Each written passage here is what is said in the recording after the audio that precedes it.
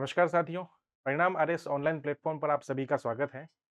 मुख्य परीक्षा 2025 के संदर्भ में आधुनिक भारत से आज शुरुआत करते हैं। और आधुनिक भारत का जो पहला टॉपिक है आपका 1857 की क्रांति, उसके बारे में आज हम विस्तार से चर्चा करेंगे। आपका जो सिलेबस है इतिहास से संबंधित है, उसमें पहला ही बिंदु ये है, आधुनिक भारत के इतिहास से संबंधित पहला बिंदु यही है कि 19वीं शताब्दी के प्रारंभ से 1965 तक की महत्वपूर्ण घटनाएं। तो इस संदर्भ में 18 शताब्दी की क्रांति से हम आज का टॉपिक शुरू करेंगे, आधुनिक भारत की क्लास को। जैसा कि आप बोर्ड पर सभी देख रहे हैं, 18 शताब्दी की क्रांति को समझने के लिए हम इसको विभिन्न बिंदुओं में बांट सकते हैं। 18 शताब्दी की क्रांति के क्या कारण रहे, 57 की क्रांति के संबंध में घटनाएं और प्रमुख विद्रोह के केंद्र, 18 शताब्दी की क्रांति के क्या परिणाम या प्रभाव रहे, और सबसे महत्वपूर्ण, जिसको परीक्षा में एक विस्तृत 100 शब्दों में पूछे जाने की संभावना अधिक है, वह है क्रांति का स्वरूप या उसकी प्रकृति। इसके बारे में हम चर्चा करेंगे। आंसर राइटिंग के दौरान भी हम बात करेंगे इस सभी बिंदुओं को। तो आज हम टॉपिक शुरू कर रहे हैं, तो कारणों से सबसे पहले हम लोग चर्चा करते हैं। पिछली क्लास में हम लोगों ने एक ओवरव्यू के रूप में भारतीय इतिहास को देखा था, विशेषकर आधुनिक भारत की शुरुआत से, मुगल काल से शुरू करके मुगल काल के पतन, और पतन के पश्चात हमने कैसे भारत में विभिन्न यूरोपीय कंपनियों का आगमन हुआ, और उन यूरोपीय कंपनियों ने कैसे भारत की राजनीतिक स्थिति को देखते हुए क्षेत्र विस्तार की नीति अपनाई, और उसके परिणाम स्वरूप विभिन्न जो घटनाक्रम हुए, उन घटनाओं के बारे में देखा। इसी के संबंध में हमने एक राष्ट्रीय आंदोलन की पृष्ठभूमि के बारे में बात की, और 1947 तक के एक क्रमबद्ध रूप से घटनाक्रम की एक संक्षेप में चर्चा की थी। यह जो कल की क्लास है, यह मैं सभी विद्यार्थियों से कहूँगा, विशेषकर जो इतिहास के विद्यार्थी नहीं रहे हैं, उनके लिए ज़्यादा उपयोगी है। वैसे सीधे-सीधे वह क्लास आपके काम की नहीं है, आपके सिलेबस में नहीं है, लेकिन चीज़ों को समझने के लिए इस आधुनिक भारत के जितने भी टॉपिक हैं 1965 तक के, विशेषकर 1947 तक के टॉपिक, उन टॉपिक को समझने के लिए आपको एक महत्वपूर्ण दृष्टि प्रदान करेगी वह क्लास। तो उसको आप देखिएगा। फिर आज हम प्रॉपर टॉपिक के रूप में शुरुआत करते हैं, 1857 की क्रांति। सबसे पहले हम क्रांति के कारणों की बात करेंगे।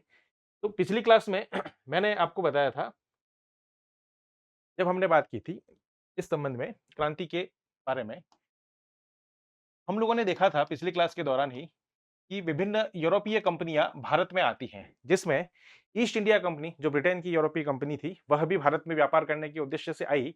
लेकिन मुगल साम्राज्य के पतन और उससे उत्पन्न राजनीतिक अव्यवस्था के काल में उसने अपने आर्थिक हितों को साधने के लिए, लाभ को अधिकाधिक बढ़ाने के लिए क्षेत्र विस्तार की नीति भी अपनाई। उसके कारण बहुत सारी समस्याएं हुई। उसने औपनिवेशिक शोषण की नीति जारी रखी, और इसी शोषण का परिणाम 1857 की क्रांति थी। सामान्यतः माना जाता है कि 1857 की क्रांति का एक महत्वपूर्ण कारण जो है, एक सबसे बड़ा कारण, वह है चर्बी वाले कारतूसों का प्रयोग।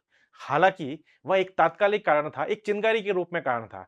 वास्तव में देखा जाए तो क्रांति जैसी एक महत्वपूर्ण घटना किसी एक छोटी सी घटना की वजह से संभव नहीं है।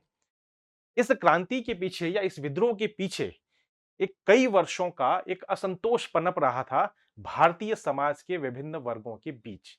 उन्हीं का समवेत कारण हम 18 शताब्दी की क्रांति के रूप में देखते हैं। तो चर्बी वाले कारतूसों का प्रयोग जो है, वह एक तात्कालिक कारण के रूप में जाना जाता है। इतना महत्वपूर्ण कारण भी नहीं है। कई बार हम लोग जब बात करते हैं आंसर राइटिंग की, तो उस समय हम कारणों के विश्लेषण की चर्चा भी करेंगे। जब अपना नेक्स्ट जो सेकंड फेज आएगा आंसर राइटिंग वाला, तो उसमें हम 18 शताब्दी की क्रांति के कारणों का विश्लेषण करेंगे कि कौन-सा कारण अधिक महत्वपूर्ण रहा, कौन-सा कारण सामान्य रहा, ठीक है? तो इस संदर्भ में हम लोग इस पर चर्चा भी करेंगे कि क्या चर्बी वाले कारतूसों का प्रयोग जैसी घटना नहीं होती, तो क्या क्रांति संभव नहीं थी? वहाँ हम चर्चा करेंगे उसको डिटेल से। अभी हम एक इस 18 शताब्दी की क्रांति के विस्तार से अध्ययन के संदर्भ में हम लोग देख रहे हैं। तो पहले हम कारण की बात करते हैं। कारण को भी हम विभिन्न बिंदुओं के रूप में देख सकते हैं, जैसे राजनैतिक, प्रशासनिक कारण, राजनीतिक प्रशासनिक कारण।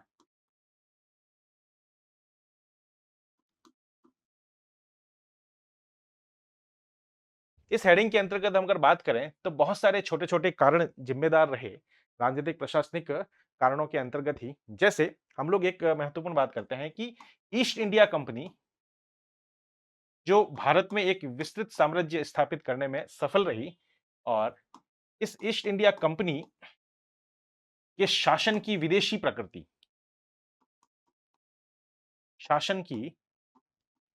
प्रकृति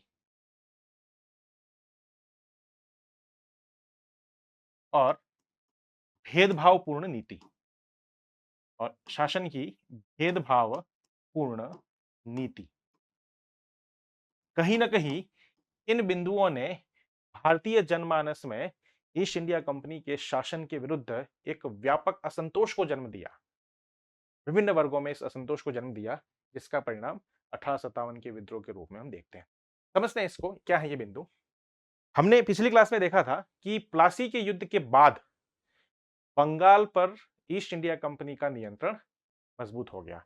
बक्सर के युद्ध के साथ ही यह नियंत्रण प्रत्यक्ष तौर पर स्थापित हो गया और बंगाल पर विजय के साथ ही कंपनी को अधिकाधिक मात्रा में वहां के संसाधनों का उपयोग करने, उस पर नियंत्रण करना आसान हो गया, वहां से आर्थिक लाभ प्राप्त करना आसान हो गया। तो कंपनी ने बंगाल से प्राप्त लाभों को देखते हुए विभिन्न भारतीय राज्यों को जीतने का एक सिलसिला शुरू किया और 1856 तक हम बात करेंगे, बंगाल से शुरू करके 1856 में ईस्ट इंडिया कंपनी द्वारा अवध का विलय कर लिया गया। 1856 ईस्वी में क्रांति से एक वर्ष पूर्व बंगाल से शुरुआत हुई। बंगाल को जीतकर फिर भारत के अनेक राज्यों से, हमने कल चर्चा भी की थी, मराठों को अनेक युद्धों में पराजित किया। सिख राज्य को जो कमजोर शासक थे राजा रणजीत सिंह के पश्चात, उनके साथ 2 युद्ध हुए। मैसूर राज्य के साथ हैदर अली, टीपू सुल्तान, इनके साथ युद्ध हुए और कई शासकों के साथ उन्हें संधियां भी की, उन्हें अपने नियंत्रण में लिया। तो ये सारी वजह जो थी भारतीय क्षेत्रों को अपने नियंत्रण में लेने की थी, चाहे वह नियंत्रण प्रत्यक्ष तौर पर हो, चाहे वह अप्रत्यक्ष तौर पर हो। तो बंगाल से इसकी शुरुआत ईस्ट इंडिया कंपनी ने की और 1856 में अवध राज्य के विलय तक यह सिलसिला जारी रहा। अवध में उस समय नवाब वाजिद अली शाह थे, उसको कुशासन का आरोप लगाकर वाजिद अली शाह को कंपनी की सरकार ने शासन से हटा दिया और अपने एक अंग्रेज अधिकारी को अवध का प्रशासन संभालने के लिए नियुक्त किया। ये एक तरह से अवध के साथ कुठाराघात था, उसके साथ विश्वासघात था, क्योंकि अवध कंपनी का एक मित्र राज्य बना हुआ था। ठीक है, लेकिन कंपनी अपने लाभ के लिए अपने मित्र को भी नहीं छोड़ा और अवध का भी विलय कर लिया। नतीजा ये हुआ कि आप देखोगे कि भारतीय राज्यों को जैसे-जैसे कंपनी ने जीता, चाहे वो बंगाल हो, चाहे मैसूर हो, मराठों का राज्य हो, ठीक है, चाहे अवध हो, तो ये जो पराजित भारतीय शासक,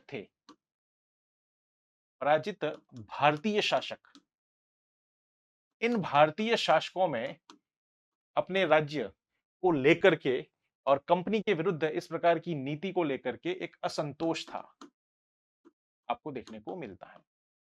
असंतोष।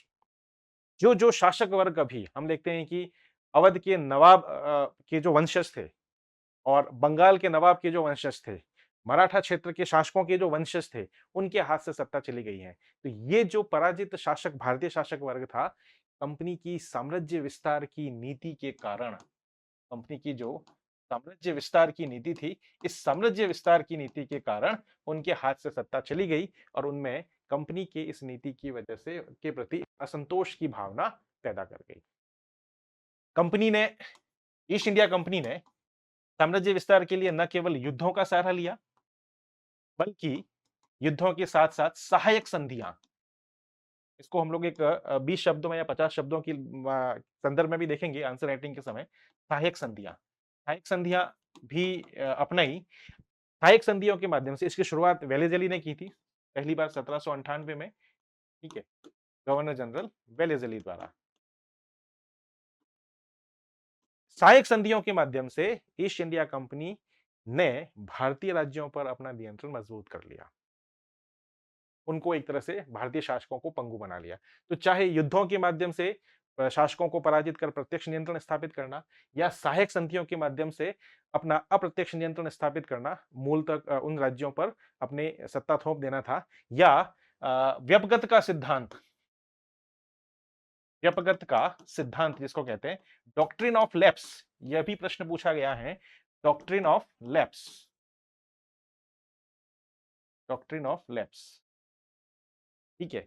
यह डलहौजी के द्वारा दिया गया था, गवर्नर जनरल डलहौजी, और डलहौजी के द्वारा सिद्धांत दिया गया था कि भारतीय राज्यों को येन केन प्रकारेण युद्ध संधियां, जो कुछ भी जो भी आपकी नीतियां हो, उन सभी नीतियों के माध्यम से भारतीय रियासतों को, राज्यों को ब्रिटिश साम्राज्य में अधीन करना, उनके नियंत्रण में लेना।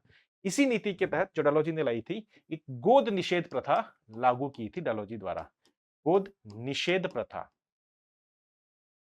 ठीक है। इस गोद निषेध प्रथा के आधार पर मैं आपको सामान्य शब्दों में बता रहा हूं, वैसे तो टेक्निकल चीजें इसमें बहुत सारी हैं, कि भारतीय शासक जिसका कोई जैविक पुत्र न हो, वह कंपनी की अनुमति के बिना कोई वैध उत्तराधिकारी गोद लेकर अपना उत्तराधिकारी नियुक्त नहीं कर सकता। मतलब कंपनी अगर परमिशन देती है तो वह भारतीय शासक अपना जैविक पुत्र न होने पर किसी संबंधी के पुत्र को गोद लेकर के अपना अगला उत्तराधिकारी घोषित कर सकता है। अगर कंपनी अनुमति नहीं देती है तो उस राज्य का प्रशासन कंपनी अपने हस्तगत कर लेगी। और डलहौजी ने इसी सिद्धांत के आधार पर ऐसे बहुत सारे भारतीय राज्यों पर जिनका कोई जैविक पुत्र नहीं था, वैध पुत्र नहीं था, जब उन्होंने गोद लिया तो मान्यता नहीं दी कंपनी ने, और उन राज्यों को अपने हस्तगत कर लिया, जिसमें महाराष्ट्र में सतारा 1848 सबसे पहला राज्य था गोद निषेध प्रथा के आधार पर, सतारा। इसके अलावा बहुत सारे राज्य थे, ठीक है, महत्वपूर्ण हमको यहाँ ध्यान रखना है सतारा का, और एक झांसी का 1853 में, झांसी, जहाँ की एक महत्वपूर्ण शासिका झांसी की रानी लक्ष्मीबाई, जिन्होंने 18 की क्रांति में एक महत्वपूर्ण भूमिका भी निभाई थी। तो झांसी, सतारा, झांसी ऐसे बहुत सारे राज्य थे, संबलपुर, जैतपुर, बघाट, उदयपुर, नागपुर, इस प्रकार के राज्य थे। लेकिन आपको इतना जीएस के पॉइंट ऑफ व्यू से इतना डिटेल में जाने की जरूरत नहीं है। सतारा राज्य पहला राज्य था जिसको गोद निषेध प्रथा के आधार पर डलहौजी ने हस्तगत किया, और झांसी का भी राज्य था जिसको डलहौजी ने हस्तगत किया। तो मेरा कहने का तात्पर्य यह है कि ईस्ट इंडिया कंपनी ने अपनी साम्राज्य विस्तार की नीति, चाहे वह प्रत्यक्ष युद्धों के माध्यम से नियंत्रण में लेना हो, या विभिन्न प्रकार के अन्य तरीकों से, जिसमें आपका सहायक संधियों के माध्यम से भारतीय रियासतों को अपने नियंत्रण में करना हो, या व्यवगत के सिद्धांत के माध्यम से भारतीय राज्यों को हस्तगत करना हो, ठीक है। अवध पर कुशासन का आरोप, जैसे मैंने पिछले स्लाइड में बताया आपको कि अंत में 1856 में अवध चूंकि मित्र राज्य था, तो अब कोई हथकंडा नहीं बचा, अवध उनका मित्र राज्य था, कंपनी की विभिन्न प्रकार की मांगों को अवध समय समय पर पूरा करता था। तो अवध राज्य एक बचा हुआ था, एकमात्र बड़ा राज्य, तो उसको अपने नियंत्रण में लेने के लिए अवध के शासक वाजिद अली शाह पर कुशासन का आरोप लगाकर उसे कंपनी के राज्य में हस्तगत कर लिया। तो इस प्रकार से जो इन्होंने हथकंडे अपनाए साम्राज्य विस्तार के लिए, से जो भारतीय शासक वर्ग प्रभावित हुआ, उसके मन में कंपनी की शासन के प्रति, उसकी नीतियों के प्रति एक व्यापक असंतोष था। तो ये असंतोष 18 की क्रांति के रूप में उभरा। तो राजनीतिक प्रशासनिक कारणों में हम लोग एक तो ये देख सकते हैं कि पराजित भारतीय शासकों का कंपनी के साम्राज्य विस्तार की नीति के विरुद्ध असंतोष पनपना। विदेशी प्रकृति की तरफ हम लोग देखते हैं कि जिन जिन क्षेत्रों में मैंने बताया आपको कंपनी के शासन की विदेशी प्रकृति, ठीक है, विदेशी प्रकृति, कंपनी ने साम्राज्य विस्तार किया भारत में, बंगाल पर नियंत्रण स्थापित करने के साथ 1856 तक, अवध के विलय तक कंपनी ने भारत के एक बड़े भूभाग को प्रत्यक्ष नियंत्रण में लिया। राजपुताना की रियासतें, महाराष्ट्र की ऐसी बहुत सारी रियासतें थीं जिनको प्रत्यक्ष नियंत्रण में न लेकर उनके साथ संधियां की और उन्हें अपने अप्रत्यक्ष नियंत्रण में रखा।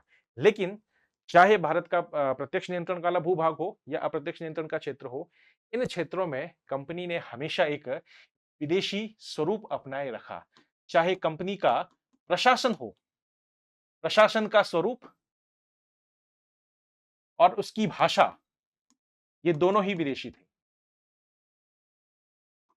अंग्रेजी भाषा में प्रशासन चलता था, जो यहाँ की स्थानीय भाषा में, जो मुगल काल और उससे पहले के जो स्थानीय संस्कृत और फारसी भाषा में जो प्रशासन की जो भाषा थी, उसके स्थान पर अंग्रेजों ने अब एक ऐसी भाषा को भारतीय भूभाग पर, जो उनके प्रत्यक्ष नियंत्रण में था, उन पर आरोपित किया, जो भारतीय लोगों से उनके प्रति अनभिज्ञता थी, उन पर थोपी गई थी, आरोपित थी ये।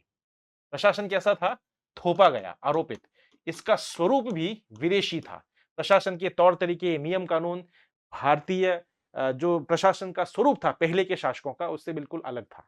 विदेशी तत्व थे उसमें। साथ ही साथ प्रशासन की भाषा भी फारसी और संस्कृत की बजाय, स्थानीय भाषाओं की बजाय अंग्रेजी भाषा थी और ये सब थोपी हुई प्रक्रिया थी। इसी तरह हम लोग देखते हैं कि कानून व्यवस्था, न्याय प्रणाली, जिन-जिन क्षेत्रों में कंपनी ने अपना प्रत्यक्ष नियंत्रण स्थापित किया, वहां अंग्रेज अधिकारियों को नियुक्त किया, गवर्नर, जिला कलेक्टर वगैरह ऐसे जो उनके अधिकारी थे। कानून व्यवस्था और न्याय प्रणाली यह भी विदेशी थी। यह भी विदेशी थी। न्याय के जो नियम सिद्धांत थे, वो भारतीय विभिन्न, चाहे मनुस्मृति हो, चाहे मुस्लिम शासकों के समय शरीयत हो, उसके विपरीत जो ब्रिटिश न्याय प्रणाली थी, उसको आरोपित किया गया। दूसरा, ये जो न्याय प्रणाली थी, ये न्याय प्रणाली कैसी थी? विलंबकारी। कोर्ट कोर्ट व्यवस्था को स्थापित किया, जो आज प्रचलन में है, ठीक है? इसमें आपको एक वकील करना पड़ता है, आप स्वयं अपना पक्ष नहीं रख सकते, वकील करना पड़ता है।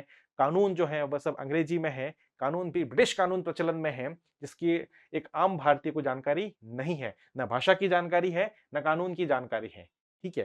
साथ ही आप अपनी पैरवी खुद नहीं कर सकते, आपको एक वकील करना पड़ता है और यह जो न्याय है, वह भी आपको आसानी से निकटस्थ क्षेत्रों में प्राप्त नहीं है। शहरों में ही कोर्ट आपको स्थापित किए गए थे। जहां पहले भारतीय न्याय व्यवस्था थी, वहां पे ग्राम स्तर पर, ग्राम पंचायत स्तर पर जो ग्राम सभा थी, पंच परमेश्वर जो होते थे, पंचायतें होती थी, वह निर्णय प्रदान करती थी। तो स्थानीय स्तर पर ही आपको न्याय उपलब्ध था और तात्कालिक, मतलब एक तरह से बिल्कुल तुरंत आपको न्याय मिल जाता था। लेकिन जो ब्रिटिश कानून व्यवस्था थी, ब्रिटिश न्याय प्रणाली थी, उसमें आपको एक तारीख पे तारीख, जैसा हमने फिल्मों में भी सुना है, कई बार ऐसा देखते हैं कि, और आज की व्यवस्था भी देखते हैं कि कोई फैसला अगर कोर्ट में गया तो उसका आसानी से निपटारा नहीं होता, काफी समय लगता है। कई बार तो वादी की मृत्यु तक हो जाती है और फैसला बहुत लेट आता है। तो ये जो न्याय प्रणाली, जो ब्रिटिश न्याय प्रणाली थी, ये विलंबकारी थी, खर्चीली भी थी।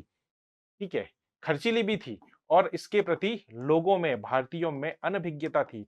लोग इस न्याय प्रणाली के प्रति अनजान थे। तो इतनी सारी चीजें होने के कारण विदेशी प्रकृति के तत्व थे इस न्याय प्रणाली में। इसीलिए आम भारतीयों के मन में एक असंतोष की भावना आपको देखने को मिलती है, प्रशासन के इस विदेशी स्वरूप के कारण। फिर हम लोग देखते हैं कि इसी विदेशी प्रकृति के दौरान हम लोग देखते हैं कि ब्रिटिश शासन जो भारत में स्थापित हुआ, कैसे ये भारत के पहले के शासकों के विपरीत थे। इनकी विदेशी प्रकृति के बारे में चर्चा कर रहा हूं कि भारत में बाहर से बहुत सारे शासक आए। हम लोग प्राचीन काल में अगर बात करें तो हमारे पास इंडो ग्रीक शासक, हिंद यवन शासक भारत के बाहर के थे, वो भारत में आकर रह गए। फिर हम देखते हैं कि शक शासक, कुषाण वंश के शासक, ठीक है, पहलव वंश के शासक, बहुत सारे ऐसे हूण, प्राचीन काल में हूण भी देखते हैं। गुप्तों के समय में हूण शासक भी आए। ये सब मध्य एशिया, पूर्वी यूरोप, इन क्षेत्रों के थे। मध्यकाल में हम लोग बात करें तो मध्य एशिया, पश्चिमी एशिया क्षेत्र के आप तुर्की, अफगान, मुगल, ये सब शासक एक के बाद एक अलग अलग समय पर भारत में आए। लेकिन ये जितने भी शासक भारत में आए, यूरोपीय शक्तियों को छोड़ करके, ठीक है, इनमें और उन शासकों में एक अंतर ये था कि इन्होंने भारतीय भूभागों को जीता जरूर, जो प्राचीन और मध्यकाल के आने वाले विदेशी शासक थे, लेकिन समय के साथ-साथ उन्होंने भारतीय संस्कृति के तत्वों को अपना लिया। जब वो यहाँ पर रच बस गए, स्थापित हो गए, तो उन्होंने भारतीय संस्कृति के तत्वों को अपना लिया। भारतीय संस्कृति को अपनाने के कारण उनके नाम आप देख लीजिए, भारतीयों की तरह उनकी भारतीय पद्धति को उन्होंने अपना लिया। तो कहने का मतलब, जब तक वो विदेशी थे, तब तक ठीक है, लेकिन जब वो भारत में राज्य स्थापित करते हैं, उनकी जब 1-2 पीढ़ियां गुजरी, तो उसके पश्चात भारतीयों ने भी उनको अपना लिया। क्यों? क्योंकि वो भारतीय संस्कृति में रच बस गए थे। चाहे हम मुगल शासकों की बात करें, तो हम बाबर को विदेशी मानते हैं, लेकिन अकबर को भारत के एक बात करते हैं कि ये भारतीय शासक हैं। क्यों? क्योंकि भारतीय जनता के प्रति उसकी जो नीति है, भारतीय धर्म संस्कृति के प्रति जो नीति है, वह एक स्वीकार्यता दिखती है, कहीं अंतर नहीं दिखता। ठीक है? लेकिन यहां हम बात करें, जो ईस्ट इंडिया कंपनी या अंग्रेज जो शासक वर्ग था, उन्होंने जब भारतीय भूभाग को जीता, तब से लगाकर जब तक वो भारत को छोड़ के नहीं चले गए, उन्होंने हमेशा अपने आप को विदेशी ही माना, भारतीयों से अपने आप को श्रेष्ठ माना, ठीक है?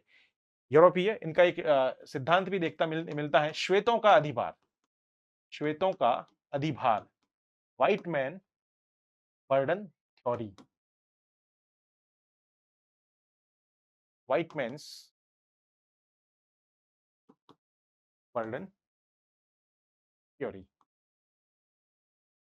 इनमें बताया भी गया है, जो यूरोपीय इतिहासकार हैं, लेखक हैं, उनका मानना है कि जो यूरोपीय नस्ल है, संस्कृति के लोग हैं, ये श्रेष्ठ हैं और ईश्वर ने उन्हें यह एक बर्डन या कार्य सौंपा है, भार सौंपा है कि वह विश्व के अनेक क्षेत्रों में यूरोप से बाहर जाकर फैले, वहां शासन करे और वहां के असभ्य, बर्बर जो लोग हैं, उनको सभ्य बनाए। इस प्रकार की एक थ्योरी है। रुडयार्ड किपलिंग, ये वही रुडयार्ड किपलिंग लेखक हैं जिन्होंने जंगल बुक, मोगली की जो कथा हम लोगों ने, आप में से कईयों ने बचपन में देखी भी होगी, जो कार्टून सीरीज है आपने देखी होगी, तो ये उसी के लेखक हैं रुडयार्ड किपलिंग। एक अंग्रेज प्रशासक थे, भारत में भी कई समय तक रहे, उनके द्वारा दी गई ये थ्योरी है ये, ठीक है। तो ये अपने आप को विदेशी मानते हैं, श्रेष्ठ मानते हैं, भारतीयों को हीन, निम्न दर्जे का मानते हैं। तो इनके कई वर्षों के शासन के बावजूद भारतीयों और इनकी बीच में जो गैप था, वह गैप कभी भी पूरा नहीं हुआ। इन्होंने भारतीयों के साथ हमेशा नस्लवादी भेदभाव किया, तो भारतीय भी इन्हें अपना एक शासक के रूप में स्वीकार्यता प्रदान नहीं कर पाए। ये गैप हमेशा बना रहा। हम लोग अक्सर देखते हैं कि उनके बड़े-बड़े होटल्स में रेलवे के जो प्रथम श्रेणी के जो डिब्बे हैं, उनमें भारतीयों के लिए प्रवेश वर्जित होता था। उनके जो क्लब होते थे, उनमें भारतीयों के लिए प्रवेश वर्जित था। ये बिल्कुल कहीं न कहीं ब्रिटिश और भारतीयों के बीच में एक अंतराल को दिखाता है, भेद को दिखाता है। तो स्वीकार्यता भारतीयों में भी इनके प्रति कभी नहीं रही। न इन्होंने भारतीयों को अपना माना, न भ इस वजह से भारतीयों ने कभी इन शासकों को अपना शासक स्वीकार किया। तो ये विदेशी प्रकृति हमेशा बनी रही। इसी प्रकार जो पहली बिंदु की चर्चा कर रहा हूं मैं, राजनीतिक बिंदु के अंतर्गत ही, इन्होंने नस्लवादी भेदभाव की नीति अपनाई। जैसा इसी टॉपिक से संबंधित है, मैंने बात की कि व्हाइटमैन बर्डन थ्योरी में वो अपने आप को श्रेष्ठ मानते हैं, भारतीयों को हीन, निम्न दर्जे का मानते हैं और ऐसा कहते हैं कि हम इनको सभ्य बनाने के लिए यहाँ पर आए, शासन कर रहे हैं। जब ये लोग सभ्य हो जाएंगे, तो हम अपना शासन, हम यहाँ से चले जाएंगे। इस प्रकार की इन्होंने एक तरह से एक नैतिक आधार देने का प्रयास किया है अपने इस शासन को और लूट-खसोट की नीति को जो भारतीयों पर कर रहे हैं। ये नीति बेसिकली एक साम्राज्यवादी इतिहास लेखन से संबंधित है। ठीक है, इसको भारतीय इतिहासकारों ने भी इसको काउंटर किया है। जो राष्ट्रवादी इतिहास लेखक हैं, जो आपके वामपंथी इतिहासकार हैं, उन्होंने भी इसकी जो थ्योरी है, इसकी आलोचना की है, इसकी खामियां उजागर की हैं। तो मेरे कहने का मतलब है कि नस्लवादी नीति से प्रेरित थे। आप लोग देखते हो कि बहुत सारे क्लबों में, जो ब्रिटिश क्लब हैं, रेलवे के प्रथम श्रेणी के डिब्बे में हैं, ठीक है? वहाँ भारतीयों का प्रवेश वर्जित रहता था। इसके अलावा जो सरकारी सेवाएँ हैं, उन सरकारी सेवाओं में भी, ये नस्लवादी भेदभाव का उदाहरण बता रहा हूँ। सरकारी सेवाओं में भी केवल निम्न पदों पर ही भारतीयों की नियुक्ति होती थी। निम्न पदों पर नियुक्ति। जो बाबू और उससे संबंधित जो पद होते थे, उन्हीं पदों पर नियुक्ति होती थी। उच्च पदों पर भारतीयों को नियुक्त नहीं किया जाता था, ठीक है? चाहे वह कितना भी योग्य, गुणी, विद्वान व्यक्ति हो, वह भारतीय है, यही उसकी एक तरह से अर्हता है निम्न पद पर नियुक्त होने की। तो ये भेदभाव की, नस्लीय भेदभाव की नीति आपको सरकारी सेवाओं में, सेना में, इनमें सब में देखने को मिलती है, जो ब्रिटिशर्स द्वारा अपनाई गई थी। तो इसको लेकर के आम भारतीयों के मन में एक असंतोष था। शासक वर्ग में असंतोष है, आम भारतीयों में जो थोपी गई प्रशासन की विदेशी प्रकृति है, जो नस्लवादी भेदभाव है, इसको लेकर आम भारतीयों में असंतोष है। चाहे वह न्याय प्रणाली हो, प्रशासन हो, चाहे इस प्रकार की नस्लवादी भेदभाव हो। भारतीयों की निम्न पदों पर ही नियुक्ति होती थी, उनकी पदोन्नति न के बराबर होती थी, ज्यादा पदोन्नति के अवसर नहीं थे, ठीक है। वेतन भत्तों में भी भेदभाव होता था, ठीक है। तो इन सबको लेकर के आम भारतीयों में एक असंतोष की भावना देखने को मिलती है। यह असंतोष एक लंबे समय तक उग्र होता रहा और 1857 में एक क्रांति के रूप में, विद्रोह के रूप में फूटा, ठीक है। इसी प्रकार हम बात करते हैं राजनीतिक उनके कारणों की। बहुत सारे ऐसे शासक थे जिनके साथ राजनीतिक कारणों के अंतर्गत ही हम लोग चर्चा कर रहे हैं, राजनीतिक प्रशासनिक कारण में, कि ईस्ट इंडिया कंपनी ने, मैं शॉर्ट में लिख रहा हूं, EIC, east India company. East India company ने बहुत सारे शासकों के साथ, जब उनके साथ संधियां हुई, सहायक संधियां इस प्रकार की, उनके ऊपर नियंत्रण स्थापित किया, तो उनके साथ बहुत सारे करार, समझौते किए थे। लेकिन कुछ समय के पश्चात कंपनी ने उन समझौतों को छोड़ दिया, उनसे एक तरह से मुकर गए। तो ये भारतीय शासकों ने एक तरह से इसको इसको अपने साथ हुआ विश्वासघात माना। कई शासकों की कई ऐसे शासक थे जिनकी उपाधियां, जिनके साथ की गई संधियां, वो सब छोड़ दी गई। उपाधियां, उनके साथ की गई संधियां त्याग दी। ठीक है? जैसे हम लोग उदाहरण देखते हैं, अब चाहे तो उदाहरण भी लिख सकते हैं इसमें, जैसे कर्नाटक और तंजौर, ये 2 दक्षिण भारत में प्रांत हैं, रियासतें हैं। इन रियासतों के शासक नवाब की उपाधि लेते थे और कंपनी ने इसे अपनी ओर से, इनके साथ संधियां हुई, कंपनी ने उनको मान्यता दी, लेकिन कालांतर में कंपनी ने कर्नाटक और तंजौर के शासकों की नवाब की उपाधि छीन ली। अब ये शासक नवाब का टाइटल नहीं ले सकते। तो इन शासकों के मन में कंपनी की इस नीति के प्रति एक तरह से असंतोष, विरोध का भाव था। ठीक है। पेंशन की बात करें, कई सारे शासकों को पेंशन देने का वादा किया था। इसका बहुत सुंदर सा उदाहरण, एक बहुत ही सटीक, एक पॉपुलर उदाहरण हम लोग देखते हैं कि जो अ, अंतिम मराठा पेशवा थे, अंतिम मराठा पेशवा बाजीराव द्वितीय, बाजीराव द्वितीय, इसके समय मराठा संघ, पेशवा और पेशवाओं का एक शासकों का एक ग्रुप था जिसमें भोसले, सिंधिया, होलकर, गायकवाड़, इस प्रकार का एक मराठा संघ था, मराठा अधिकारियों का। मराठा संघ के साथ तीसरा आंग्ल मराठा युद्ध हुआ 1818 में।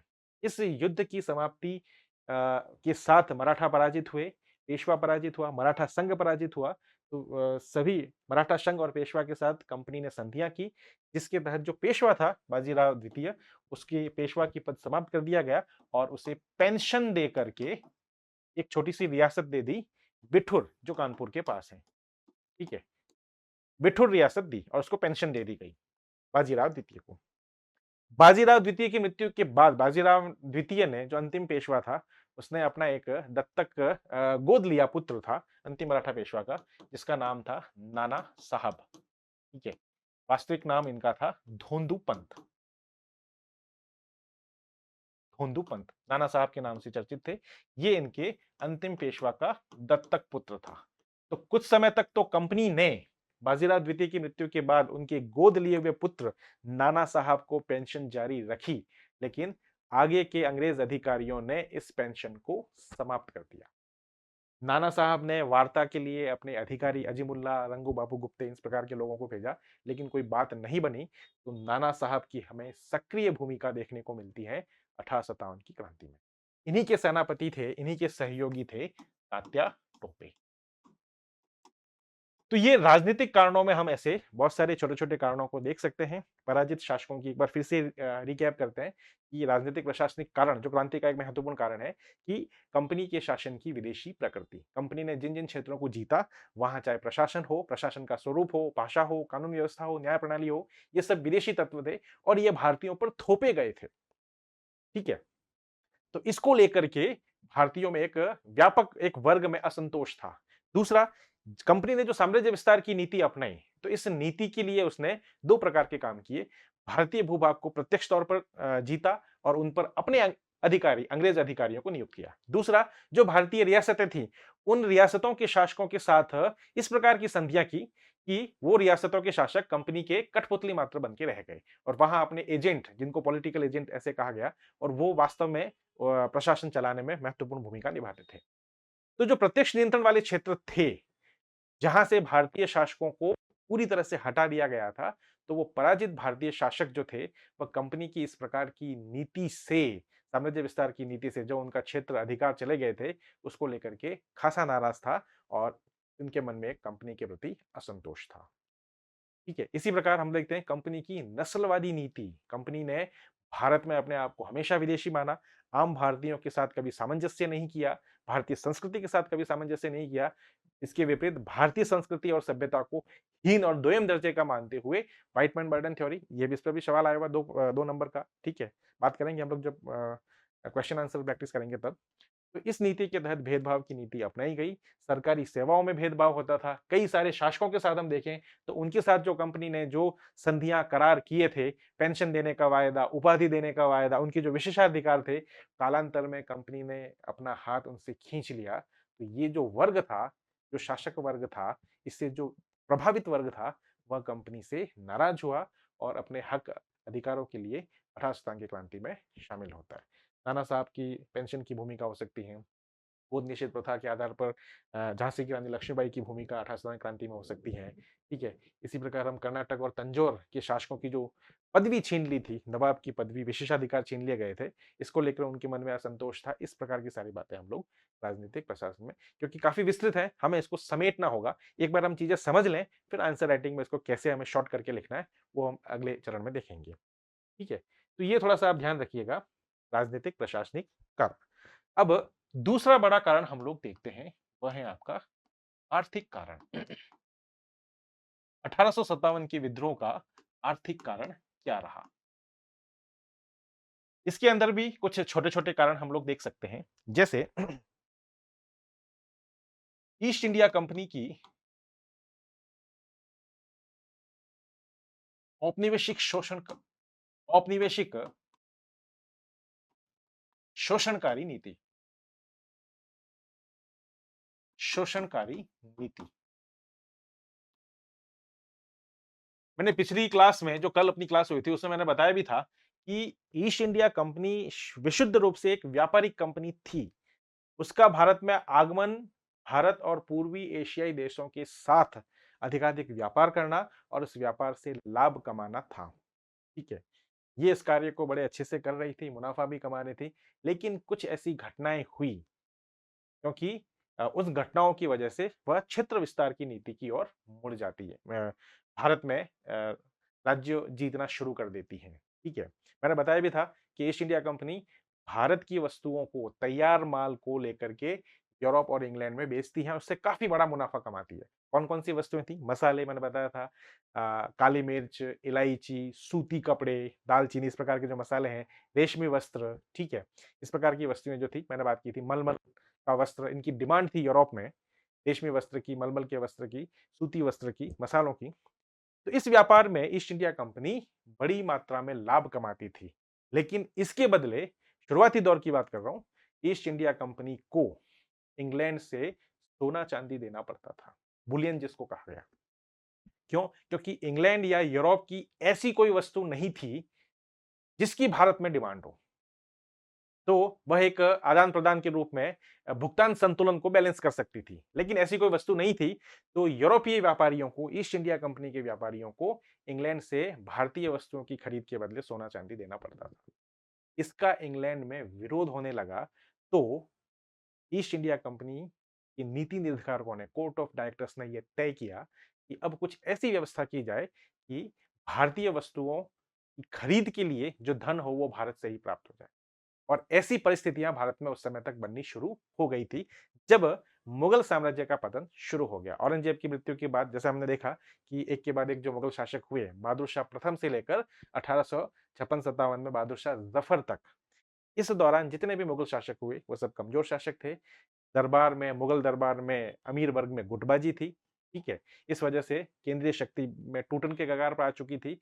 शासक कमजोर हैं, दरबार में एक तरह से गुटबाजियों का दौर चल रहा है, तो धीरे-धीरे क्षेत्रीय राज्य स्वतंत्र होने लगे और ये राज्य विस्तार के लिए आपस में संघर्ष कर रहे हैं। ईस्ट इंडिया कंपनी को इससे बेहतर मौका नहीं मिल सकता था। उसने भारत की इस जो अव्यवस्था की राजनीतिक स्थिति है उस समय की, 1800, आप कह सकते हैं कि 18वीं शताब्दी के बाद की, 18वीं शताब्दी की शुरुआत की, औरंगजेब की मृत्यु के बाद की जो स्थिति बनी, तो इसने, ईस्ट इंडिया कंपनी ने, ये सुअवसर मिला उनको, तो उन्होंने बंगाल से इसकी शुरुआत की, क्षेत्रों को जीतने की। राजनीति में हस्तक्षेप करना शुरू किया और जो जहां उनको दिखा कि सत्ता के दावेदार 2 पक्ष हैं, तो किसी एक पक्ष का उन्होंने सक्रिय सहयोग करना शुरू किया और अपने सहयोग से अपने चहेते जो उम्मीदवार को शासक बनाया और उनसे फिर वो लाभ लेता गया, अपने हितों के अनुकूल, व्यापारिक गतिविधियों के अनुकूल वह लाभ प्राप्त करता गया। धीरे-धीरे प्रत्यक्ष तौर पर क्षेत्रों पर कब्जा करना शुरू कर दिया। ये हमने पिछली क्लास में बात की। जिन-जिन क्षेत्रों को जीता, तो कुल मिलाकर ईस्ट इंडिया कंपनी चाहे राजनीतिक क्षेत्र में भी उतर रही है, तो भी उसका मूल उद्देश्य आर्थिक ही है। व्यापार करने के पीछे भी उनका मूल उद्देश्य आर्थिक लाभ ही प्राप्त करना था। तो यहाँ पर भी जब ईस्ट इंडिया कंपनी प्रत्यक्ष क्षेत्रों को जीत रही है, तो वहाँ भी वह भारतीयों के, भारत के संसाधनों पर नियंत्रण कर रही हैं, संसाधनों पर नियंत्रण। ठीक है, वह शासक बन चुका है, जीते हुए क्षेत्रों पर गवर्नर स्थापित कर रहा है, उन सभी गवर्नरों पर नियंत्रण के लिए गवर्नर जनरल की स्थापना हो चुकी है। ठीक है, तो लेकिन ईस्ट इंडिया कंपनी ने भारतीयों के साथ शासक और शासित संबंध के स्थान पर, मतलब राजा और प्रजा की जो संबंध होते हैं, उस प्रकार के संबंध के स्थान पर, उसके स्थान पर शोषक और शोषित संबंधों को बढ़ावा दिया।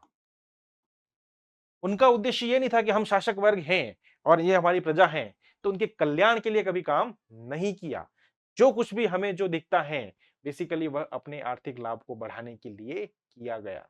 इस पर बहुत बड़ी डिबेट है, अपना वैसे इसमें अभी समय नहीं है, पर कभी ऐसा उपयुक्त अवसर होगा तो हम लोग बात करेंगे कि ये अलग-अलग जो लेखक हैं, जो विचारधारा के लोग हैं भारतीय इतिहास में, वो क्या तर्क-वितर्क करते हैं इसके बारे में।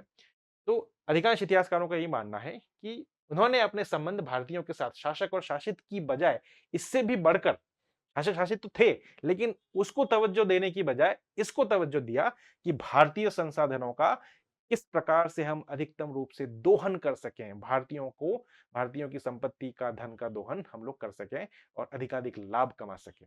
शोषक और शोषित संबंधों को ज्यादा बढ़ावा दिया। यही उनकी हमेशा की तरह नीति रही। ठीक है, इसी क्रम में हम लोग देखते हैं कि जिन क्षेत्रों को उन्होंने जीता, कृषि के क्षेत्र में अगर बात करें तो जिन क्षेत्रों पर उन्होंने प्रत्यक्ष नियंत्रण स्थापित किया, तो वहां से अधिकाधिक मात्रा में राजस्व प्राप्त करने के लिए, ताकि ये जो राजस्व मिले, इस राजस्व से ही वो भारतीय वस्तुओं को, चाहे वो इंग्लैंड में औद्योगिकरण शुरू होने से पहले जो व्यापार का जो स्वरूप था, वह था आपका तैयार माल, भारत से तैयार माल जाता था। लेकिन जब इंग्लैंड में औद्योगिक क्रांति शुरू हो गई, तो यह व्यापार का स्वरूप कच्चे माल की ओर मुड़ गया। क्यों? क्योंकि वहां फैक्ट्रियां खुल चुकी हैं। तो फैक्ट्रियां खुल जाने से अब तैयार माल की इंग्लैंड में नहीं है। भारत से अब तैयार माल की बजाय कच्चे माल को अधिकाधिक मात्रा में भेजा जाने लगा। तो इसके लिए धन की आवश्यकता थी, तो भारतीय भूभाग पर कब्जा किया गया, कृषकों पर नियंत्रण स्थापित किया गया और उनसे भू राजस्व प्रणाली, विभिन्न प्रकार की भू राजस्व प्रणालियों से माध्यम से ज्यादा मात्रा में, अधिकाधिक रूप से कर की जो टैक्स की जो दरें होती थी, वो काफी बड़ी मात्रा में होती थी और अधिकाधिक रूप से उनका दोहन किया जाता था।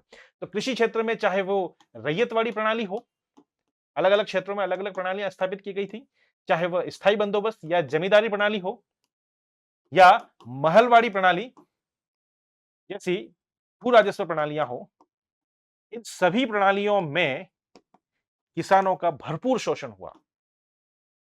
जो लगान की दर होती थी, वह काफी उच्च रहती थी और इतनी उच्च रहती थी कि किसान अपने लगान को चुकता करने के लिए ऋण जाल में फंस गया। उसे अपने लगान की जो इतनी ऊंची दर की लगान है, उसको चुकता करना है, अपने खेत को बचाना है, तो आपको आसपास जो गांव का जो महाजन होता था, जो जमींदार होता था, उस जमींदार से अपने खेत को बचाने के लिए वह ऋण ले लेता था। एक बार जो उसने ऋण लिया, तो फिर वह उत्तरोत्तर रूप से उस ऋण जाल में फंसता चला जाता था। पीढ़ियां पीढ़ियां गुजर जाती थी, लेकिन वह ऋण और उसका ब्याज कभी चुकता नहीं था। तो इस प्रकार जो विभिन्न भू राजस्व प्रणालियां ब्रिटिश शासन द्वारा स्थापित की गई, उसमें कृषकों का भरपूर शोषण हुआ। उनके खेत नीलाम हो गए, खेतों का आकार छोटा हो गया। वो जो कभी समृद्ध खेत लहलहा रहे थे, जो जहां भारत में कभी भूखमरी का नामो-निशान नहीं था, वो इस भू राजस्व प्रणालियों के बाद भारत में गरीबी, ग्रामीण क्षेत्र में विशेषकर गरीबी और बेरोजगारी, भूखमरी बढ़ती गई, उत्तरोत्तर रूप से बढ़ती गई।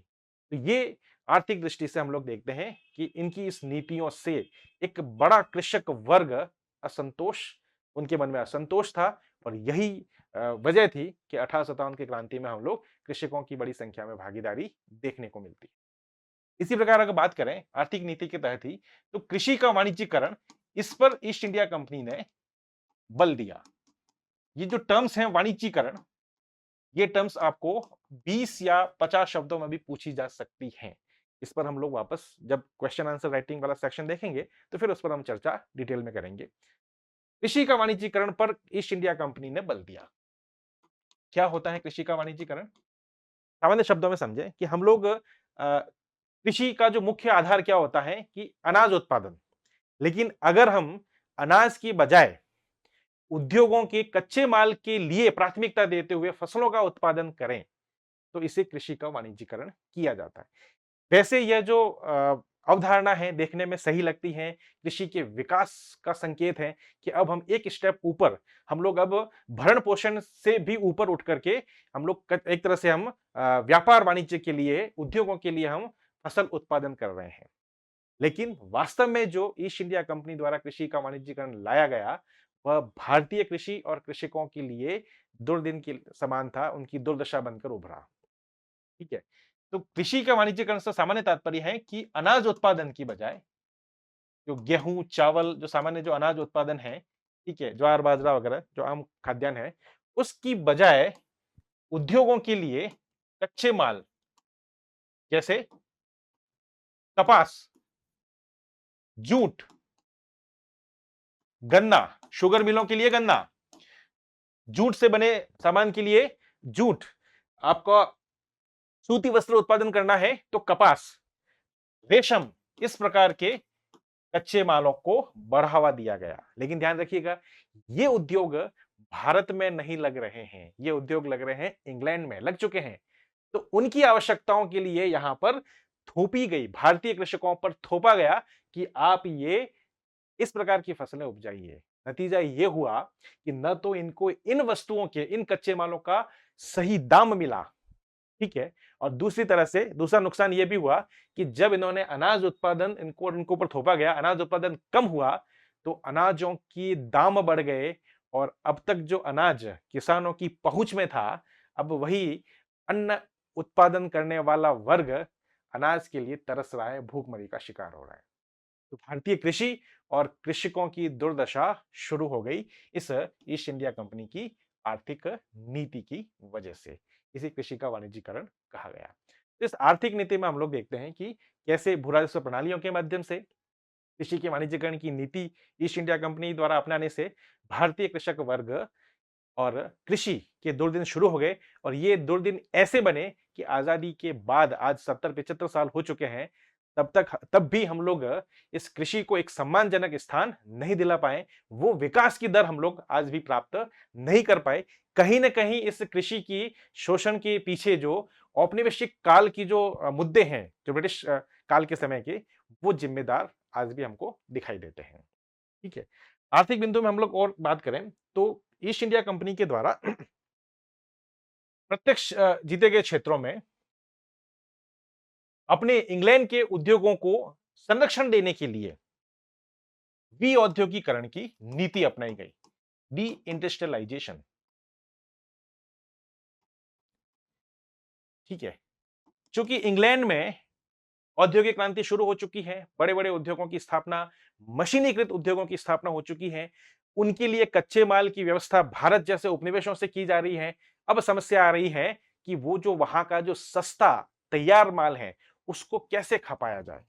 क्योंकि भारत में हर एक घर में छोटे-छोटे घरेलू लघु उद्योग बने हुए हैं, गाँवों में जगह-जगह आपको उद्योग बने हुए हैं, घर-घर में कपड़ा वगैरह बनाया जाता है। तो उनके सामने ब्रिटेन की उद्योगों का माल कैसे टिक पाएगा? तो भारत में जो ईस्ट इंडिया कंपनी का शासन था, उनकी आर्थिक नीतियाँ इस प्रकार की थी कि उन्होंने जो घरेलू और लघु उद्योग धंधे थे, उनको विनष्ट करना शुरू कर दिया। जब वो विनष्ट होने शुरू हुए, तो वस्तुओं की डिमांड को बनाए रखने के लिए ईस्ट इंडिया कंपनी ने इंग्लैंड की फैक्ट्रियों के माल को रेलवे के माध्यम से पूरे भारत भर में फैला दिया। ठीक है? इसके लिए उन्होंने क्या किया कि जो उनकी आयात निर्यात नीति थी, आयात निर्यात नीति को विभेदकारी बनाया। जैसे कोई भारतीय तैयार माल अगर इंग्लैंड या यूरोप में बेचने जाता है, तो उस पर जो ड्यूटी होती थी, टैक्स ड्यूटी थी, वो काफी बढ़ा दी ताकि वह भारतीय माल यूरोप में जाकर महंगा हो जाए और बिके नहीं। और जो इंग्लैंड का तैयार माल भारत आ रहा है, उस पर आयात कर बहुत ही मामूली 5% 10% के अंदर-अंदर रखा जाता था, ताकि वह भारत में आने के बावजूद सस्ती बनी रहे, आम लोगों की पहुंच में बनी रहे। भारत में पहले से ही गरीबी, बेरोजगारी काफी बढ़ चुकी है औपनिवेशिक नीतियों की वजह से, तो अब आम लोग भी सस्ता जो तैयार माल था इंग्लैंड की फैक्ट्रियों का, उन्हें पता है कि क्वालिटी घटिया है। जो भारतीय वस्त्र हैं, जो हाथ से बना हुआ वस्त्र, उनकी तुलना में इंग्लैंड की फैक्ट्री का बना हुआ माल सस्ता है। ठीक है? क्वालिटी भी निम्न दर्जे की है, लेकिन चूंकि उनकी पहुंच में है इसलिए वो खरीदने को मजबूर हैं। इस प्रकार की आयात-निर्यात की नीति उन्होंने अपनाई कि भारतीय माल विदेशों में जाकर के महँगा हो रहा है और इंग्लैंड की फैक्ट्रियों का माल भारत में कर लगने के बाद भी सस्ता हो रहा है। इसी प्रकार 1813 और 1833 का एक्ट जो ब्रिटेन की संसद ने पारित किया था, इन एक्टों के माध्यम से ये जो कानून बनाए, इसके माध्यम से मुक्त व्यापार की नीति पूरी तरह से खोल दी। शुरुआत 1813 के एक्ट से हुई। काफ़ी कुछ वस्तुओं को मुक्त व्यापार के लिए खोल दिया गया, ठीक है? पहले ईस्ट इंडिया कंपनी का एकाधिकार था, इंग्लैंड का भारत के साथ व्यापार में। अब इंग्लैंड का कोई भी व्यापारी भारत के साथ व्यापार कर सकता था।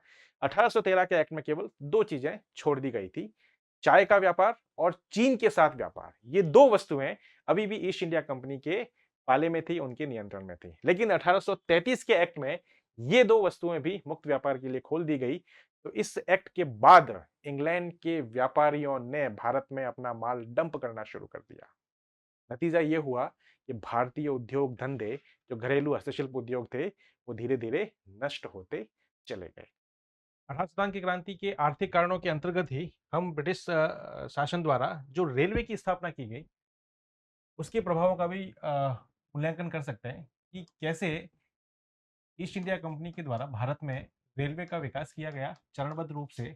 और इस रेलवे का जो विकास था, उसका मूल उद्देश्य भारतीयों को एक सस्ता यातायात का साधन उपलब्ध करवाना नहीं था। किसी भी परिप्रेक्ष्य में इनका ये उद्देश्य नहीं था। उनका उद्देश्य केवल इतना था कि जो भारतीय बाजार जो हैं, तैयार हैं, इंग्लैंड की फैक्ट्रियों का बना माल जो है वो भारतीय बाजार में एक बड़े भूभाग पर आसानी से पहुँचाया जा सके। साथ ही जो भारत के विस्तृत क्षेत्र से जो कच्चा माल है, उस कच्चे माल को प्राप्त कर बंदरगाहों तक पहुँचाया जाए, फिर जहाज़ों के माध्यम से उसको इंग्लैंड की फैक्ट्रियों तक पहुँचाया जाए। इसीलिए हम लोग देखते हैं कि ब्रिटिश सरकार द्वारा रेलवे के विकास के जो शुरुआती केंद्र थे, वो केंद्र आपके विभिन्न बंदरगाहों को, चाहे बम्बई हो, मद्रास हो, चाहे आपका कलकत्ता हो, इनको जोड़ते थे। तो रेलवे ने भी रेलवे का जो विकास किया गया, डलहौजी के समय से इसकी शुरुआत होती है। हम आप सबको जानकारी है कि 1853-54 में पहली रेल बम्बई से ठाणे के बीच चलाई गई। फिर 54 में हम लोग देखते हैं कि कलकत्ता से रानीगंज के बीच में दूसरी रेल चली। इस प्रकार की चर्चाएँ हैं। तो ये जो रेलवे का विकास जो ईस्ट इंडिया कंपनी के द्वारा किया गया, उसका मूल उद्देश्य आर्थिक हित साधन था। वो भी कंपनी के और इंग्लैंड की फैक्ट्रियों के लिए। ठीक है? तो इस रेलवे के विकास ने भी भारतीय घरेलू उद्योग धंधों को नष्ट करने में, भारतीय उद्योग धंधों पर विपरीत प्रभाव डाला। विपरीत प्रभाव डाला। जैसे अगर बात करें तो कच्चा माल को इन रेलवे के माध्यम से इंग्लैंड भेजा जा रहा है, तो भारत में कच्चे माल की कमी स्पष्ट रूप से नजर आ रही है। नतीजा ये हुआ कि जो भारत के जो घरेलू उद्योग धंधे हैं, उन शिल्पियों के लिए कच्चे माल की आपूर्ति नहीं हो पा रही है। साथ ही साथ रेलवे इंग्लैंड के माल को जो जहाज़ों के माध्यम से भारत के बंदरगाह तक पहुँच रहा है, फिर भारत के बंदरगाह से रेलवे के माध्यम से भारत के अनेक क्षेत्रों तक वो सस्ता माल जो तैयार माल है, इंग्लैंड की फैक्ट्रियों का बना हुआ, वो भारत के अनेक भूभागों में पहुँचाया जा रहा है। तो स फैक्ट्री का बना सस्ता माल से जब प्रतिस्पर्धा हो रही है भारतीय उद्योग धंधों के बने माल की, तो उसमें और विशेषकर जब ब्रिटिश सरकार भी, ईस्ट इंडिया कंपनी की सरकार भी यूरोपीय उद्योगपतियों को उनके माल को संरक्षण दे रही है। आयात-निर्यात नीति भी उनके समर्थन में अपनाई जा रही है। तो इन सब वजह से भारतीय उद्योग धंधे पर विपरीत प्रभाव पड़ा और वो विनष्ट होते चले गए। नतीजा ये हुआ कि इन उद्योग धंधों से संबंधित जो शिल्पी वर्ग था, जो कारीगर वर्ग था, शिल्पी वर्ग, वह बेरोजगार होता गया। ठीक है? बेरोजगार हो गया, उनके उद्योग धंधे जब चौपट हो गए, बेरोजगार हो गए और भूखमरी के शिकार हुए। हालाँकि कुछ शिल्पी कृषि की ओर भी मुड़े, लेकिन कृषि भी पहले से ही ब्रिटिश नीतियों की वजह से संकट में है। हमने देख चुके हैं हम लोग, पूरा जैसे पद्धतियाँ हो, चाहे कृषि का वाणिज्यीकरण की नीति हो, इनके माध्यम से कृषि पहले ही ऋण जाल में फँसी हुई है। उत्पादन का अधिकांश हिस्सा इंग्लैंड पहुँचाया जा रहा है। किसान ऋण जाल में फँसे हुए हैं, तो इस वजह से कृषि पहले से ही संकट में है। तो शिल्पी वर्ग अगर कृषि क्षेत्र की ओर मुड़ता भी है, वहाँ भी उन्हें कोई विशेष सहायता प्राप्त नहीं होती। तो रेलवे के विकास, आयात-निर्यात की नीति, 1813 का एक्ट, 1833 का एक्ट, ये कुछ ऐसी नीतियाँ थी ईस्ट इंडिया कंपनी की, जिसके माध्यम से भारत के घरेलू और ग्रामीण उद्योग धंधे चौपट हो गए, नष्ट हो गए और इसके कारण एक बड़ा शिल्पी वर्ग जो था, जो इनसे जुड़ा हुआ था, इन आर्थिक गतिविधियों से जुड़ा हुआ था, वह बेरोजगार हो गया और बेरोजगार होने के साथ-साथ भूखमरी का शिकार हुआ। उनके मन में कंपनी के प्रति एक असंतोष और आक्रोश का भाव उभरा। तो 18 की क्रांति के रूप में हमको दिखाई देता है। आगे हम बात करें सामाजिक सांस्कृतिक कारणों की। तीसरा जो बड़ा आपका कारण कह सकते हैं हम, सामाजिक सांस्कृतिक कारण। सामाजिक सांस्कृतिक कारण, इसके अंतर्गत भी बहुत सारे ऐसे कारण या कारक जिम्मेदार रहे। जैसे हम बात करें ईसाई मिशनरियों को धर्म प्रचार हेतु संरक्षण देना। ईसाई मिशनरियों को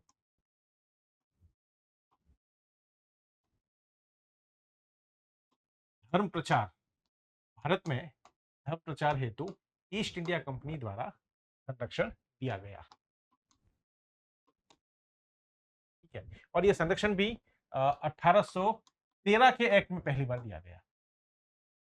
1813 ईस्वी के एक्ट में ऐसा प्रावधान किया गया कि ईसाई मिशनरियां भारतीय भूभाग में धर्म प्रचार कर सकती है। तो जब इस प्रकार की घोषित रूप से, ठीक है, प्रत्यक्ष रूप से सरकार, ब्रिटिश सरकार और ईस्ट इंडिया कंपनी की सरकार ऐसा घोषणा कर रही है, तो भारत का जो बुद्धिजीवी वर्ग है, उसमें स्पष्ट एक संदेश जा रहा है कि जो ईस्ट इंडिया कंपनी की सरकार है, जो विदेशी सरकार है, न केवल व्यापारिक लाभ के लिए भारतीयों का शोषण कर रही है, बल्कि भारत में बड़ी मात्रा में धर्मांतरण पर भी बल दे रही है। ठीक है, तो एक ऐसा जो धर्मनिष्ठ जो वर्ग था, चाहे वह हिंदू समाज से संबंधित हो या मुस्लिम समाज से संबंधित हो, उनमें सरकार की इस नीति की वजह से आक्रोश उपजा कि भारतीय धर्म पर चोट की जा रही है, धर्मांतरण पर बल दिया जा रहा है। इस प्रकार की नीति की वजह से एक आक्रोश उनके मन में उपजा। इसी प्रकार हम बात करें तो कुछ अंग्रेज अधिकारी ऐसे थे जिन्होंने समय समय पर भारतीय समाज एवं धर्म के मामलों में हस्तक्षेप किया, धर्म में हस्तक्षेप किया और इसमें व्याप्त बुराइयों को इंगित करते हुए उनके विरोध में विधिक आधार पर दंड का प्रावधान किया।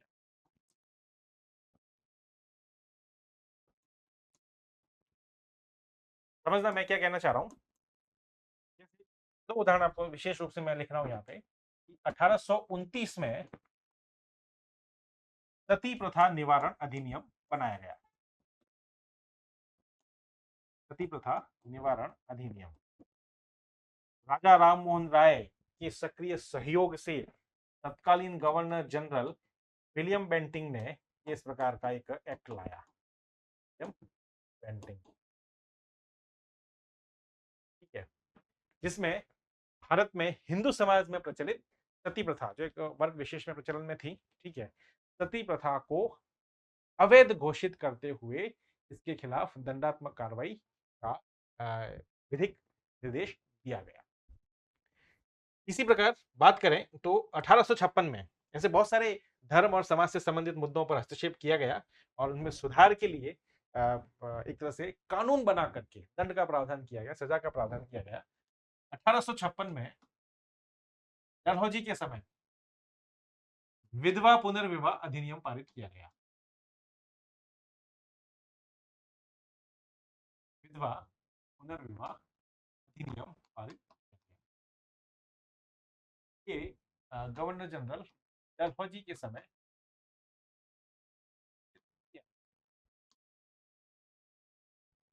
तो भारत में विशेषकर हिंदू समाज में जो विधवा व्यवस्था प्रचलन में थी कि किसी व्यक्ति का, किसी महिला का पति अगर मर जाता है तो वो विधवा के रूप में अपना शेष जीवन व्यतीत करती थी। तो एक विधवा व्यवस्था बनी हुई थी।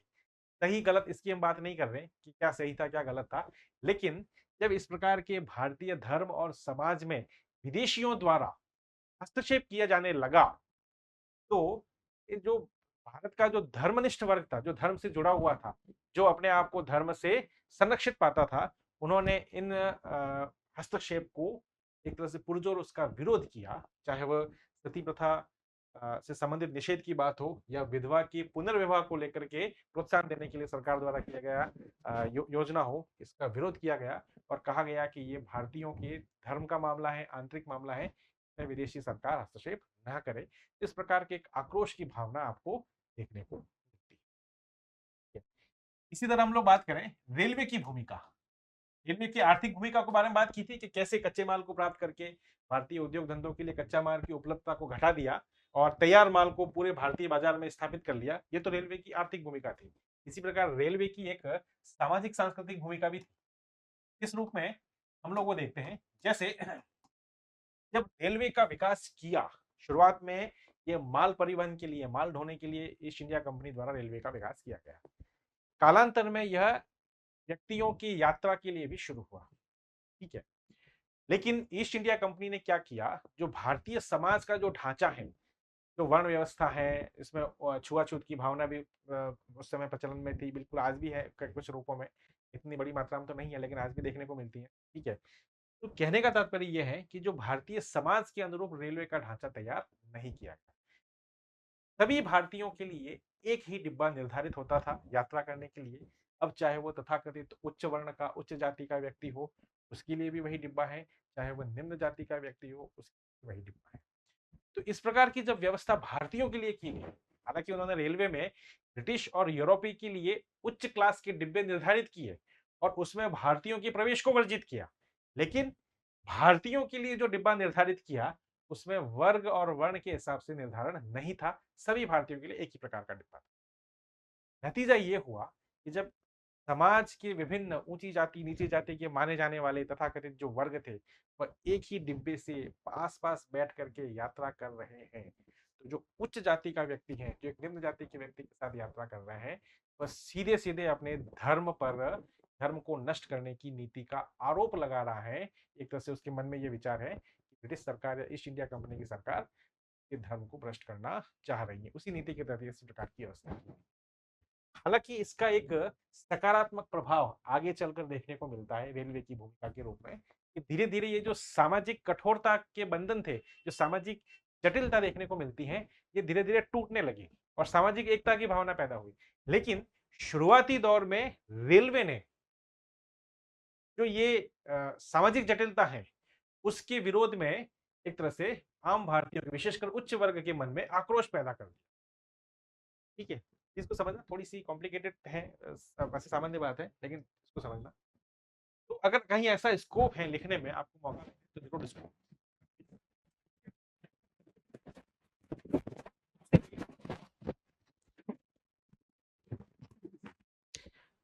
दूसरी बात यहां पे हम बात करें तो समाज और धर्म सुधार के संबंध में, समाज एवं धर्म के क्षेत्र में जो हस्तक्षेप हुआ, उसके अलावा सामाजिक सांस्कृतिक क्षेत्र में हम बात करें तो ये भी देखने को मिलता है कि 1850 में एक धार्मिक निर्योग्यता कानून लाया गया।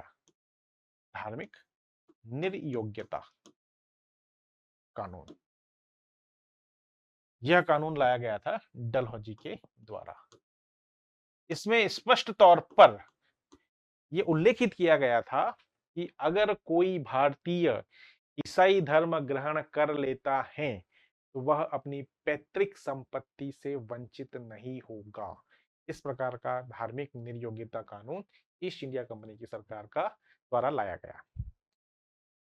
इस कानून से ईस्ट इंडिया कंपनी की मंशा आम भारतीयों में स्पष्ट नजर आने लगी कि भाई वास्तव में ये ईसाई धर्म अपनाने पर अगर आप पैतृक संपत्ति से आप मतलब हट नहीं सकते, आपको पैतृक संपत्ति पर आपका हक बना रहेगा।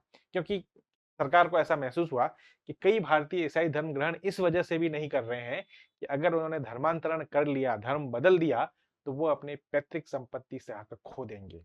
तो उनकी संपत्ति पर हक को बरकरार रखने के लिए ईसाई धर्म के साथ ही ऐसा किया गया। ध्यान रखिएगा, ईसाई धर्म अपनाते हैं तब भी अपनी पैतृक संपत्ति में हकदार होंगे। तो यहाँ आम भारतीयों में, एक बुद्धिजीवी वर्ग में स्पष्ट संकेत जा रहा था कि वह ईसाई धर्म में धर्मांतरण पर सरकार बल दे रही है।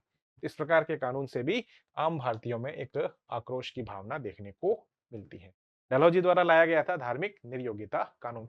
रेगुलेशन 21 वगैरह इतना आपको डिटेल में देखने की जरूरत नहीं है, इसके साथ रेगुलेशन 21 जुड़ा हुआ है, लेकिन इसको आपको ध्यान रखने की इतनी आवश्यकता। इसी प्रकार हम बात करें इसी प्रकार अगर हम बात करें तो सामाजिक सांस्कृतिक क्षेत्र के अंतर्गत ही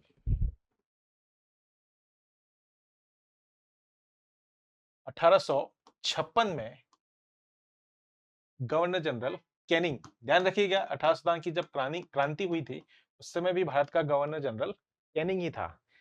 1856 में कैनिंग द्वारा एक जनरल सर्विस इनलिस्टमेंट एक्ट, सामान्य सेवा नियम, सामान्य सेवा नियम पारित किया गया 1856 में। ठीक है, सामान्य सेवा नियम क्या था ये? इसमें ये था कि भारतीय जनरल सर्विस इनलिस्टमेंट एक्ट और 1856, इसमें यह निर्धारित किया गया कि भारतीय सैनिकों के लिए समुद्र पार जाना अनिवार्य है। जो भारतीय सैनिक हैं वह अनिवार्य कर दिया गया। भारतीय सैनिकों के लिए समुद्र पार यात्रा अनिवार्य कर दी,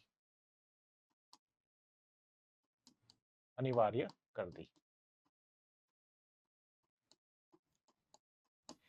अगर नहीं करते हैं तो उन्हें अपनी नौकरी से हाथ धोना पड़ेगा। भारत के उच्च वर्ग में विशेषकर, क्योंकि उच्च वर्ग से सैनिक ज्यादा आते थे, तो उनमें ऐसी मान्यता थी कि भारतीय भूमि, वर्षों से एक मान्यता चलती आ रही थी प्राचीन काल से ही, कि पृथ्वी पर भारतीय भूमि जो है श्रेष्ठ भूमि है। भारत से बाहर जो समुद्र के पार जो भूमि है वह श्रेष्ठ भूमि नहीं है। तो जो व्यक्ति वहां की यात्रा करता है वह धर्म विरुद्ध हो जाता है, अपवित्र हो जाता है, ऐसी मान्यता प्रचलन में थी। अब ईस्ट इंडिया कंपनी की जो सेना में बहुत सारे उच्च वर्ग के ब्राह्मण वगैरह उच्च वर्ग के सैनिक भर्ती होते थे। ईस्ट इंडिया कंपनी अपने विभिन्न युद्धों में, मिस्र हो, अफगानिस्तान हो, इस प्रकार के देश हैं, ठीक है, दक्षिण पूर्वी एशियाई देश हो, इन देशों में अपनी सेना को भेजती थी युद्ध के लिए। उसमें बड़ी संख्या में भारतीय सैनिक भी थे। वो सैनिक इसका विरोध करते थे कि आप हमें अगर समुद्र पार अपने अभियानों में ले जाओगे तो हमारा धर्म से, हमारे परिवार का, हमें धर्म से बाहर कर दिया जाएगा, क्योंकि ऐसी मान्यता प्रचलन में थी। इसलिए सैनिक अमूमन इसका विरोध करते थे। इससे बचने के लिए कैनिंग ने एक सामान्य सेवा नियम स्थापित किया और इसमें ये अनिवार्य कर दिया कि सैनिकों को जाना अनिवार्य है। अगर वह नहीं जाएंगे नौकरी से बर्खास्त कर दिया जाएगा। तो सैनिकों में भी इस प्रकार की एक तरह से कह सकते हैं एक भावना घर कर गई कि कंपनी की सरकार उनके धर्म को भ्रष्ट करना चाह रही है। तो समाज और संस्कृति के अंतर्गत हम लोग इन बिंदुओं को देख सकते हैं। ये कारक जिम्मेदार रहे जिसकी वजह से समाज का अलग अलग वर्ग आक्रोशित हुआ, असंतुष्ट था और वह क्रांति में भाग लेता है। फिर हम अब बात करें अगले महत्वपूर्ण कारण के तौर पर, तो वह था आपका सैनिक कारण। ठीक है, सैनिक कारण। यानी ना आंसर राइटिंग में हमें इसको बहुत शॉर्ट करना पड़ेगा। अगर हमें कारणों पर चर्चा करने को लेकर प्रश्न आता है 100 शब्दों का, 150 शब्दों का, तो हमें इस पर बहुत ही शॉर्ट करना पड़ेगा। तो यहाँ एक बार हम विस्तार से देख रहे हैं। 4 चीजें याद करेंगे तो 3 तो हम लिखने की स्थिति में रहेंगे। हो सकता है 1-2 भूल भी जाएं। अगर हम एक बड़े कारण की बात करें, आर्थिक कारणों में बात करें कि आर्थिक कारणों के अंदर भी 4 या 5 छोटे-छोटे पॉइंट हैं, तो उनमें से अगर 5 याद करेंगे तो अगर भूल भी गए तो 4 लिखने की स्थिति में रहेंगे। इसलिए थोड़ा-सा मैं विस्तार से आपको बता रहा हूँ इसके संबंध में। सैनिक कांड की बात करें तो ईस्ट इंडिया कंपनी की जो नीति थी वह भारतीय सैनिकों के प्रति नस्लवादी भेदभाव की नीति थी। नस्लवादी भेदभाव की नीति थी, नीति से परिचालित थी।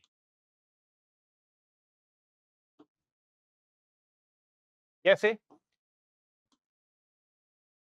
ईस्ट इंडिया कंपनी की नीति इस प्रकार की थी, एक सामान्य सैनिक के तौर पर तो भारतीयों की भर्ती होती थी, लेकिन उन सैनिकों की पदोन्नति, प्रमोशन, उनके वेतन, भत्ते, अन्य सुविधाएं, इनको लेकर के एक यूरोपीय सैनिक और भारतीय सैनिकों में काफ़ी अंतर देखने को मिलता है। एक यूरोपीय सैनिक बहुत ही जल्द उच्च अधिकारी के रैंक तक पहुँच जाता था, लेकिन भारतीय सैनिक लंबे समय तक केवल सैनिक बना रहता था और अगर ज़्यादा से ज़्यादा वह जमादार या हवलदार इस प्रकार के 1-2 ऊँची पदों तक पहुँच सकता था। यूरोपीय सैनिक और भारतीय सैनिकों के वेतन भत्तों में, सुविधाओं में भी काफ़ी विस्तृत अंतर देखने को मिलता है। इन सब चीज़ों से भारतीय सैनिकों का मनोबल गिरा हुआ था। उनके मन में ईस्ट इंडिया कंपनी की इस नीति के प्रति आक्रोश था। युद्ध करते हैं तो यूरोपीय सैनिक की तरह ही भारतीय सैनिक भी पूरी वीरता के साथ, पूरी वफादारी के साथ लड़ता है। युद्ध में गोली को कोई जानकारी नहीं होती कि ये भारतीय सैनिक है, इस बेचारे को वेतन कम मिलता है, तो मैं इसको ना लगूं, मैं किसी उच्च वेतन वाले को लगूं। तो पूरी बहादुरी के साथ वो लड़ते हैं, लेकिन वेतन, सुख सुविधाएं, भत्ते, ठीक है, और पदोन्नति, इनके अवसरों में स्पष्ट रूप से भेदभाव दिखाई देता है। इस नीति को लेकर के भारतीय सैनिकों में एक बड़ा असंतोष व्याप्त हो चुका था। फिर यह असंतोष उत्तरोत्तर रूप से बढ़ता गया सैनिकों में। कैसे कि ईस्ट इंडिया कंपनी ने सेना में मिशनरियों को धर्म प्रचार की छूट दी गई। धर्म प्रचार की छूट दी। जो ईस्ट इंडिया कंपनी की सरकार थी, इन्होंने ईसाई मिशनरियों को छूट दी कि ईसाई मिशनरियां सेना में धर्म प्रचार कर सकती हैं। साथ ही एक तरफ तो ईसाई मिशनरियों को छूट दी, दूसरी तरफ ईस्ट इंडिया कंपनी ने क्या किया कि सेना में भारतीयों के, जो भारतीय सैनिक हैं, भारतीयों के धार्मिक चिन्ह रखने पर पाबंदी लगा दी। धार्मिक चिन्ह रखने पर पाबंदी लगाई। ठीक है, तो ये एक तरह से दोगला व्यवहार जो देखने को मिलता है, इसको लेकर भी भारतीय सैनिकों के मन में सरकार की इस नीति को लेकर के विरोध शुरू हो गया। एक तरफ तो आप भारतीय सैनिक हैं, चाहे वो हिंदू हो, चाहे मुसलमान हो, अपने धार्मिक चिन्ह सेना में नहीं रख सकते। आप इस प्रकार की पाबंदियां लगा रहे हो। तो दूसरी तरफ आप ईसाई मिशनरियों को सेना में ईसाई धर्म के प्रसार की पूरी तरह से छूट दे रहे हो। तो स्पष्ट रूप से उनको लग रहा था कि सरकार भारत के बड़े वर्ग को ईसाई धर्म में धर्मांतरित करने का प्रयास कर रही है। इस बात को लेकर के विरोध सेना में देखने को मिलता है। और फिर हम लोग बात करें तात्कालिक, इसी के संबंध में हम बात करें तात्कालिक कारण के रूप में, तो तात्कालिक कारण के रूप में हम लोग देखते हैं चर्बी वाले कारतूसों का प्रयोग। तो अपन तात्कालिक कारण रूप अलग से बना सकते हैं, चर्बी वाले कारतूसों का प्रयोग।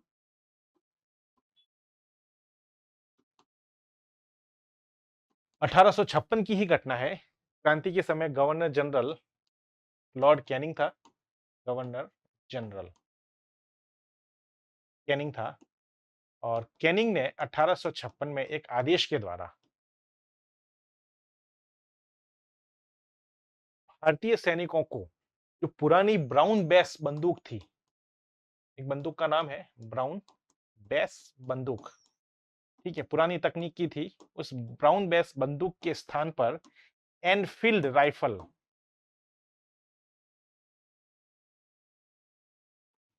उनको प्रदान की गई। ये जो नई एनफील्ड राइफल थी, नई तकनीक की, इसमें गोली जो होती थी वह बाहर से भरी जाती थी और गोली के ऊपर एक चर्बी लगी होती थी, इसको मुंह से काट करके उस बंदूक में, राइफल में भरा जाता था। ऐसी अफवाह फैली कि ये जो गोली, बुलेट के ऊपर जो चर्बी है, ठीक है, वह उसमें गाय और सूअर की चर्बी मिली हुई है। ठीक है, जो हिंदुओं और मुसलमानों के, मुसलमान सैनिकों के धर्म से जुड़ी हुई थी, इसलिए उनके मन में इस एनफील्ड राइफल के प्रयोग को लेकर के एक तरह से विरोध शुरू हो गया। और इसी विरोध का नतीजा था असंतोष और विरोध, जो 1857 में, मई 1857 में एक 1857 की क्रांति के रूप में दिखाई देता है। ठीक है, तो हमने जब इतने सारे कारणों की चर्चा की और तात्कालिक कारण के रूप में हम लोग देख रहे हैं चर्बी वाले कारतूसों का प्रयोग, तो यहाँ ये स्पष्ट है, हो जाता है कि वास्तव में चर्बी वाले कारतूस जो हैं, यह एक तात्कालिक कारण है, ये अगर नहीं भी घटित होता, तब भी पहले के इतने कारण हो चुके हैं, राजनीतिक, प्रशासनिक, आर्थिक, सामाजिक, सांस्कृतिक, सैनिक, जिसकी वजह से क्रांति होना अवश्यंभावी था। हाँ, चर्बी वाले कारतूसों की घटना हुई, तो इसने सैनिकों में असंतोष को तीव्र कर दिया, जल्दी कर दिया। लेकिन अगर यह घटना नहीं होती, तो ऐसा नहीं था कि 18 की क्रांति नहीं होती। तो यह कोई वास्तविक कारण नहीं था। इसने तो एक चिंगारी का काम किया। पहले से जो बारूद बना हुआ था भारतीयों के मन में, कंपनी की अलग-अलग नीतियों से जो असंतोष उभरा था, आक्रोश उभरा था, उस आक्रोश को आग देने का काम इस अगर ये घटना नहीं होती, ये नई बंदूक नहीं लाई गई होती, तब भी क्रांति अवश्यंभावी थी। हो सकता है कि उसमें समय लग जाए, लेकिन होती जरूर। क्यों? क्योंकि पीछे के सारे कारण ऐसे थे जिनके लिए जिसने क्रांति को अवश्यंभावी बना दिया। जब हम लोग कारणों की चर्चा करेंगे तो उस पर आपस में हम लोग डिटेल में बात करेंगे कि कौन सा कारण ज्यादा महत्वपूर्ण है, क्या कैसा है। तो इसका एक समझने के लिए मैं एक बिंदु आपको बता सकता हूं कि अगर ये वास्तविक कारण होता, तात्कालिक कारण जो चर्बी वाले कारतूसों का प्रयोग है, ध्यान रखिएगा। तो जब विद्रोह हुआ और भारतीय सैनिकों ने सैनिक छावनियों से हथियार लूटे, तो इस लूट में ये ब्राउन एनफील्ड राइफल, चर्बी वाले कारतूसों का प्रयोग होने वाली राइफल का भी प्रयोग होता था। उन राइफलों को भी लूटा गया। और जब काउंटर में ब्रिटिश सैनिकों ने भारतीय सैनिकों को विद्रोह को रोकने के लिए फायरिंग की, तो अब भारतीय सैनिक उसी चर्बी लगे कारतूसों का प्रयोग कर रही हैं, धड़ल्ले से कर रही है। ये बिंदु समझना आप लोग आगे डिस्कस करेंगे, ठीक है, प्रश्न आंसर राइटिंग में। केवल मैंने आपको हिंट दिया है। तो ये विभिन्न कारण उत्तरदायी रहे 1857 की क्रांति होने में, ठीक है। इसको हमने अलग अलग शीर्षक के अंतर्गत पढ़ा, सब कारण के रूप में पढ़ा है। अब हम लोग बात करते हैं क्रांति की घटनाएं और उसके प्रमुख केंद्र। क्रांति की घटनाएं, 1857 की क्रांति, क्रांति की घटनाएं, इससे संबंधित सामान्यतः प्रश्न नहीं बनना है, लेकिन फिर भी थोड़ा सा ध्यान रखिएगा। एक वो सिस्टम आपके दिमाग में बना रहेगा क्रांति के संबंध में। घटना एवं केंद्र, मैं कुछ केंद्रों की चर्चा करूंगा, डिटेल में नहीं जाऊंगा यहां पर, ठीक है।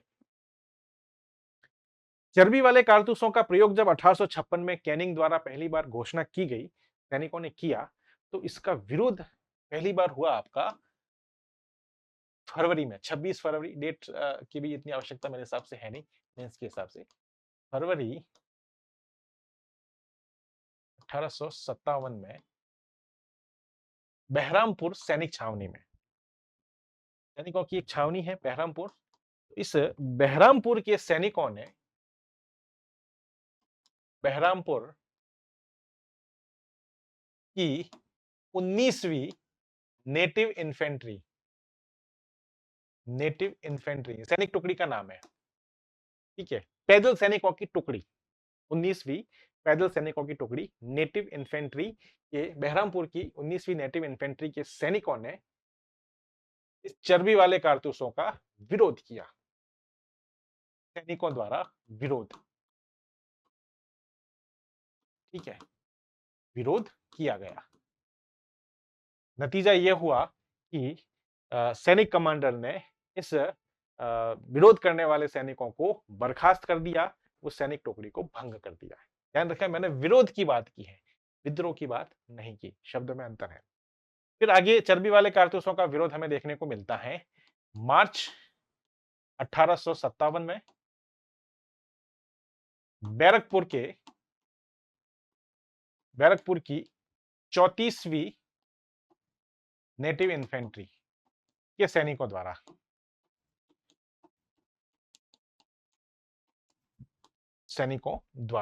और इन्हीं सैनिकों में एक सैनिक था मंगल पांडे। इसने चर्बी वाले कारतूसों का विरोध किया, इस प्रकार की एनफील्ड राइफल के उपयोग का मना कर दिया, ठीक है। इसको लेकर के इनके अपने उच्चस्थ अधिकारियों के साथ झड़प हुई, जिसमें मंगल पांडे और के साथियों ने लेफ्टिनेंट बॉग, अंग्रेज अधिकारी थे, सैन्य अधिकारी थे, और यूसन की हत्या कर दी, ठीक है। सैनिक अधिकारी थे, उनकी हत्या कर दी, इस हाथापाई में उनकी हत्या हो गई। मंगल पांडे को गिरफ्तार कर लिया गया, और मंगल पांडे और उनके साथियों को 8 अप्रैल 1857 को फांसी दी गई।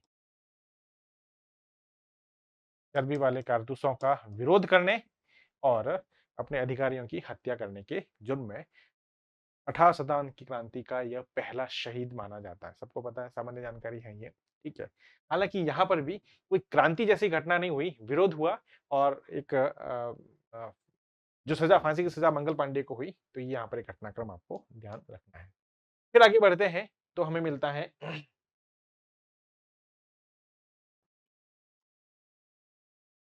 10 मई 1857।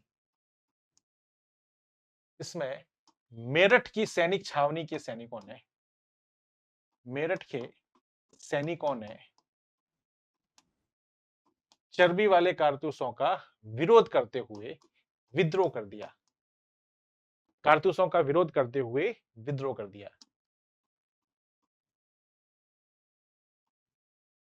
मेरठ में विद्रोह विद्रोह किया और इसी तिथि से क्रांति की शुरुआत मानी जाती है।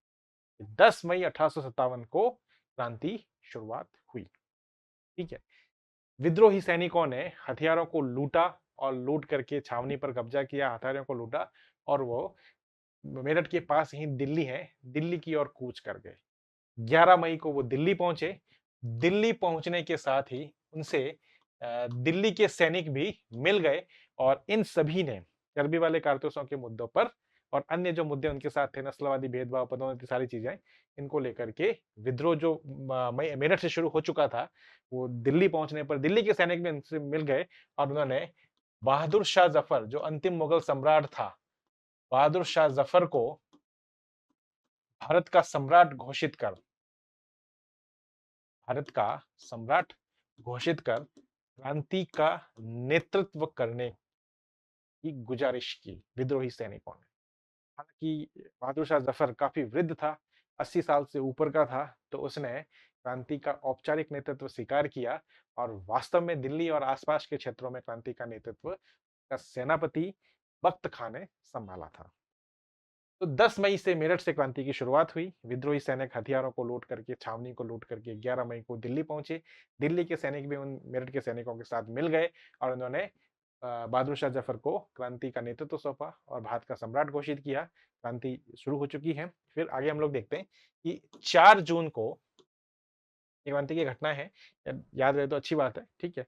4 जून 1857, ये सारी घटना 1857 की है, ध्यान रखिएगा। 4 जून को लखनऊ में, लखनऊ अवध की राजधानी थी। अवध में मैंने बताया था कि अवध को कंपनी ने कुशासन का आरोप लगाकर हड़प लिया था। अवध के नवाब वाजिद अली शाह को विस्थापित कर दिया था। उनकी मृत्यु हो गई। तो उनकी मृत्यु के पश्चात उनकी जो विधवा थी बेगम हजरत महल, वह अपने पुत्र बिरजिस कादर को नया नवाब बनाना चाहती थी, जबकि इस कंपनी ने उस पर अपना नियंत्रण स्थापित कर लिया था। तो अवध में 4 जून को बेगम हजरत महल, जो अंतिम नवाब की विधवा थी, हजरत महल ने अपने पुत्र बिरजिस कादर, ये इनका पुत्र था, इसको नवाब बनाने के लिए विद्रोह कर दिया। अवध का नवाब बनाने के लिए, ठीक है। इसी प्रकार 5 जून को कानपुर में, 5 जून 1857 को कानपुर में नाना साहब धोंदू पंत, अंतिम पेशवा बाजीराव द्वितीय के दत्तक पुत्र, जिनकी पेंशन का मुद्दा था, सरकार ने पेंशन रोक ली थी, और उनके सहयोगी, ठीक है, तात्या टोपे ने, अजीमुल्ला उनका एक और सहयोगी था, और तात्या टोपे ने विद्रोह कर दिया। कालांतर में हम देखते हैं कि तात्या टोपे राजस्थान में भी आए, राजस्थान के शासकों का सहयोग प्राप्त करने के लिए। हालांकि उन्हें यहाँ सफलता नहीं मिली, ठीक है। तात्या टोपे ने अपनी सैनिक शक्ति के साथ झांसी की रानी लक्ष्मीबाई का भी सहयोग किया, ठीक है। ये भी बात देखते हैं हम लोग। और हम लोग राजस्थान का जब इतिहास पढ़ेंगे, आप लोगों को जानकारी भी है, प्री में आपने पढ़ा भी होगा, तो राजस्थान में भी इस 1857 की क्रांति के केंद्र अपने को देखने को मिलते हैं। जो सैनिक छावनियां थी, वहां हम लोग बात करते हैं नसीराबाद, ठीक है, नीमच, इस प्रकार की जो सैनिक छावनियाँ अपने को देखने को मिलती हैं। टोंक में भी क्रांति हुई, आपके भरतपुर में भी क्रांति का केंद्र देखने को मिलता है। एरनपुरा विशेषकर ठाकुर कुशाल सिंह चंपावत इनके नेतृत्व में। तो यहाँ भी कुछ सैनिक छावनियों ने, सैनिकों ने और जागीरदारों ने राजस्थान में भी क्रांति में अपनी सक्रिय भूमिका निभाई। हालाँकि राजपूताना की अधिकांश शासक, ठीक है, ईस्ट इंडिया कंपनी या ब्रिटिश सरकार के सहयोगी के रूप में भूमिका निभाते हैं। कोटा की बात करें, राजस्थान की क्रांति अपनी स्पेशल रूप से पढ़ना है अलग से, तो यहाँ हम इसकी चर्चा नहीं करेंगे, केवल शॉर्ट में देख रहे हैं। तो ये क्रांति ऐसे-ऐसे चलती रही। क्रांति के केंद्र की बात करें, तो महत्वपूर्ण केंद्र में हम बात करेंगे कि कहाँ-कहाँ क्रांति के महत्वपूर्ण केंद्र थे। तो केंद्र की बात करें तो एक तो आपका दिल्ली। दिल्ली में आपको मिलेंगे अ, बहादुर शाह जफर, अंतिम मुगल शासक, ठीक है? बहादुर शाह जफर और इनके सेनापति थे बख्त खां। वास्तविक नियंत्रण इन बख्त खां के हाथ में था। ये बहादुर शाह जफर के सेनापति थे। औपचारिक नेतृत्व तो बहादुर शाह जफर के पास था। फिर मेरठ की बात करें, दिल्ली के पास ही है, तो मेरठ में सॉरी, मेरठ नहीं, बरेली।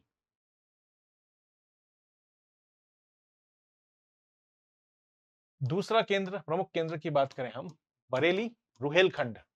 बरेली ये आपका रुहेलखंड में आता है, यूपी में ही, पश्चिमी यूपी। तो यहाँ इस केंद्र की बात करें तो यहाँ केंद्र का नेतृत्व बख्त खां के हाथ में था, ठीक है? बख्त खां, ठीक है।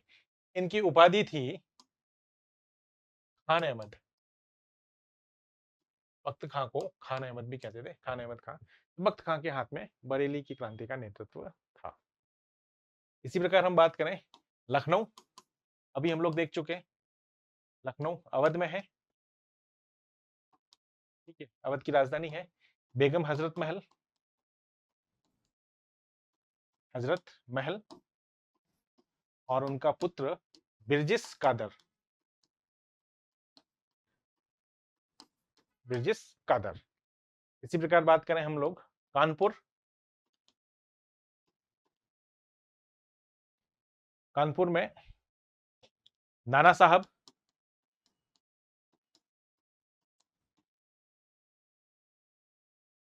अजीमुल्ला इनके सहयोगी और तात्या टोपे,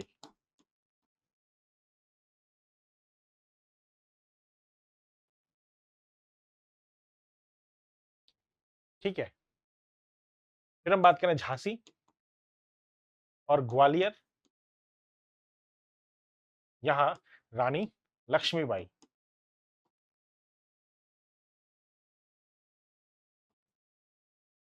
ठीक है। जगदीशपुर बिहार में है ये, आरा, आरा बिहार, आरा जिला बिहार। यहां पर एक स्थानीय जमींदार थे कुंवर सिंह। कुंवर सिंह काफी वृद्ध व्यक्ति थे, लेकिन इनकी सक्रिय भूमिका थी, और उनके भाई, छोटे भाई अमर सिंह। कुंवर सिंह का नाम विशेष रूप से ध्यान आता है, ठीक है।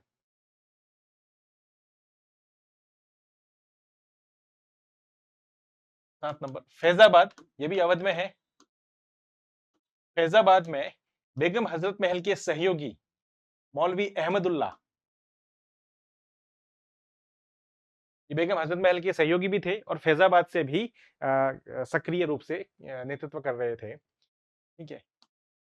एरनपुरा,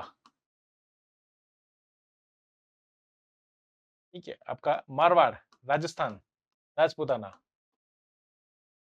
ठाकुर कुशाल सिंह चंपावत,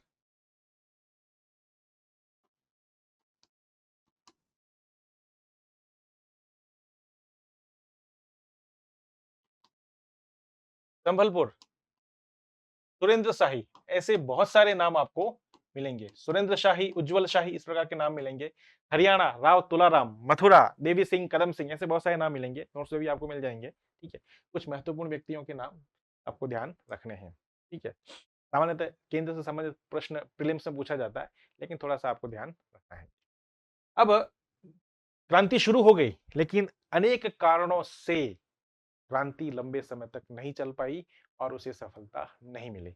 ये हम क्रांति की असफलता के कारणों में देखेंगे, क्या कारण रहे वह, और धीरे-धीरे नेतृत्व जो हम देखते हैं कि जो विद्रोहियों का नेतृत्व था, वो धीरे-धीरे समाप्त होता गया। और बात करें हम सितंबर 1857 तक,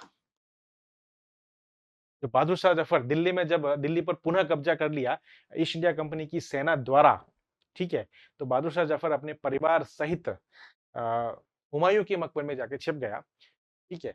और अ, अंग्रेज अधिकारी हडसन ने बहादुर शाह जफर के दो बेटों और एक पुत्र उसको पकड़ के उनकी हत्या कर दी, और बहादुर शाह जफर को और उनकी बीवी जीनत महल को, बहादुर शाह जफर और जीनत महल को हुमायूं के मकबरे से गिरफ्तार कर रंगून भेज दिया। जीनत महल, वहां रंगून में ये निर्वासित जीवन जीते रहे, ठीक है। और 1862 में इनकी मृत्यु हो गई।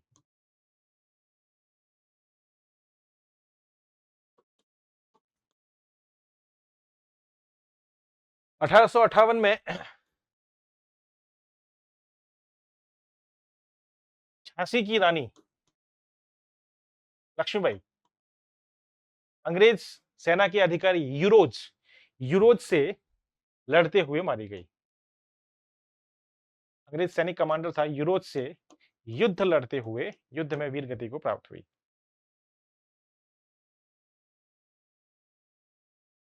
झांसी और ग्वालियर पर फिर से ब्रिटिश शासन का कब्जा हो गया, ठीक है। इसी प्रकार बेगम हजरत महल और नाना साहब, जब इनका विद्रोह असफल हुआ तो ये लोग भारत छोड़ करके नेपाल की ओर चले गए। तात्या टोपे को राजपूताना में जब वह राजपूताना के शासकों के सहयोग लेने के लिए आए, तो आप लोगों को पता होगा कि मान सिंह नरूका नामक एक जागीरदार ने ब्रिटिश सरकार के अंग्रेजी सरकार के बहकावे में आकर उनको गिरफ्तार करवा लिया, और 1859 में, अप्रैल 1859 में तात्या टोपे को शिवपुरी एमपी के जंगलों में फांसी दे दी, ठीक है। तो एक-एक करके धीरे-धीरे जो विद्रोह के नेता थे, वह उनका विद्रोह समाप्त हुआ, और साल डेढ़ साल के अंदर ही ईस्ट इंडिया कंपनी की सेना ने विद्रोह को नियंत्रित कर लिया, और जो क्रांति थी वह अपने उद्देश्यों में सफल नहीं हो पाई। तो ये कुछ घटनाएं आपको ध्यान रखनी है, ध्यान रखिएगा। अब हम बात करते हैं इस क्रांति की असफलता के कारणों की। 1857 की क्रांति की असफलता के कारण।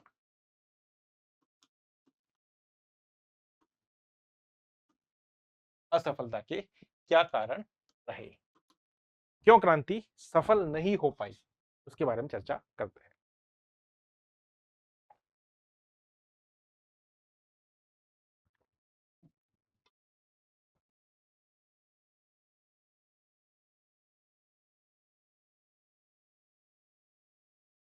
अगर क्रांति की घटनाओं की चर्चा करें तो इसकी असफलता का एक प्रमुख कारण रहा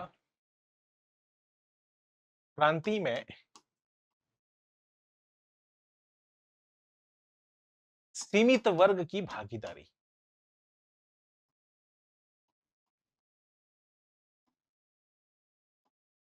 भारतीय समाज का एक बड़ा वर्ग इस क्रांति से अपने आप को दूर रखता है या क्रांति के विरोध में भाग लेता है। भारतीय समाज का सारा वर्ग ब्रिटिश सरकार ईस्ट इंडिया कंपनी के शासन के विरोध में नहीं था। जैसे हम लोग बात करें कि अधिकांश शासक अधिकांश शासक और जमींदार, ठीक है, साहूकार और महाजन, इन जैसा जो वर्ग था, ये ब्रिटिश शासन के बने रहने में अपना हित संवर्धन मानते थे कि ब्रिटिश शासन बना हुआ है तो इनके हित भी उनसे जुड़े हुए हैं, इनके हित बने हुए हैं। इसीलिए साहूकार या महाजन जैसा वर्ग हो या अधिकांश शासक हो, राजपूताना के लगभग सारे शासक हो, ठीक है, पंजाब के शासक हो, दक्षिण भारत के शासक हो, जमींदार वर्ग हो, ये सभी ब्रिटिश शासन को अपने लिए लाभदायक मानते थे, इन्होंने क्रांति का साथ नहीं दिया, बल्कि शासकों ने और सामंतों ने तो क्रांति के विरोध में कंपनी का सक्रिय सहयोग किया। क्रांति के विद्रोही नेताओं को पकड़वाने में, उनके खिलाफ सैनिक अभियान भेजने में, राजपूताना का इतिहास आप उठा के देख लो 18 क्रांति के बारे में, तो वहां आपको सारी चीजें देखने को मिलेगी। ये जो बिंदु है, ये जो चीजें हैं, वो क्रांति के विरोध में देखने को मिलता है। विद्रोह क्रांति के जो नेता हैं, उनको सक्रिय सहयोग भारतीय वर्गों द्वारा नहीं मिला। ठीक है। जो थोड़े बहुत शासक और जमींदार हमको क्रांति में सक्रिय भूमिका देखने को मिलती है, ये वे हैं जिनकी कह सकते हैं कि ईस्ट इंडिया कंपनी के शासन के साथ विरोध या टकराव की स्थिति थी। वे ही लोग क्रांति में भाग लेते हैं। सामान्यतः सभी अधिकांश शासक और जमींदार कंपनी का सक्रिय सहयोग करते हैं। तो गवर्नर जनरल क्रांति के समय जो गवर्नर जनरल था लॉर्ड कैनिंग, उसने तो स्पष्ट रूप से कहा है कि सिंधिया, होलकर और पटियाला के महाराजा, राजपूताना के जो शासक अगर नहीं होते तो ईस्ट इंडिया कंपनी को अपना बोरिया बिस्तर समेटना पड़ता, भारत से समेटना पड़ता। इन लोगों ने, इन रियासती शासकों ने विद्रोह के विरुद्ध संगरोध का काम किया, सुरक्षा का काम किया है। तो इनकी भूमिका को उन्होंने स्पष्ट रूप से इंगित किया है कैनिंग ने। ठीक है। तो यह बात क्रांति के विरोध में पड़ी और क्रांति को असफल होने में एक बहुत महत्वपूर्ण भूमिका इन शासकों की कंपनी के समर्थन में सक्रिय भूमिका का होना है। दूसरी चीज, क्रांति का सीमित क्षेत्र में प्रसार। सीमित क्षेत्र में क्रांति का प्रसार।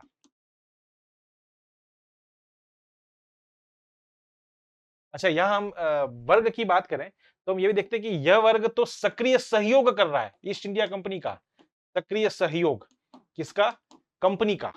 लेकिन कुछ ऐसा वर्ग भी है, जैसे बुद्धिजीवी वर्ग हैं, जो शिक्षित वर्ग हैं, जो भारतीय समाज का आधुनिक शिक्षा प्राप्त किया वर्ग है, वह इस क्रांति को बेवजह बेतुका मानता है कि सरकार भारतीयों के विकास के लिए कुछ करना चाहती है और ये पुरातनपंथी लोग सरकार का ही विरोध कर रहे हैं और विद्रोह कर रहे हैं। तो ऐसा जो शिक्षित वर्ग था, वह भले ही क्रांति में सरकार का सक्रिय सहयोग नहीं दे रहा है, लेकिन मानसिक तौर पर, वैचारिक तौर पर वह क्रांति का विरोध कर रहा है। ऐसा भी वर्ग था समाज में।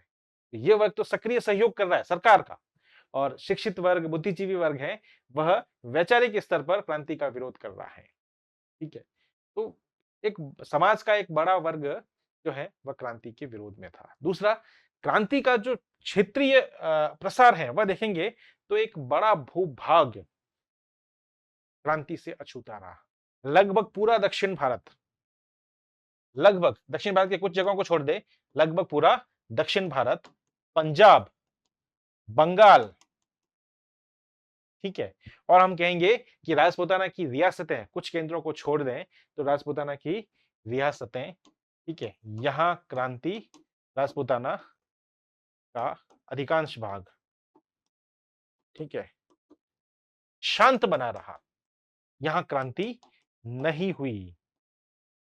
राजपूताना में भी कुछ केंद्रों में ही, सैनिक केंद्रों में कुछ जगह पे ही क्रांति आपको देखने को मिलती है, बल्कि अमूमन शांत बना रहा।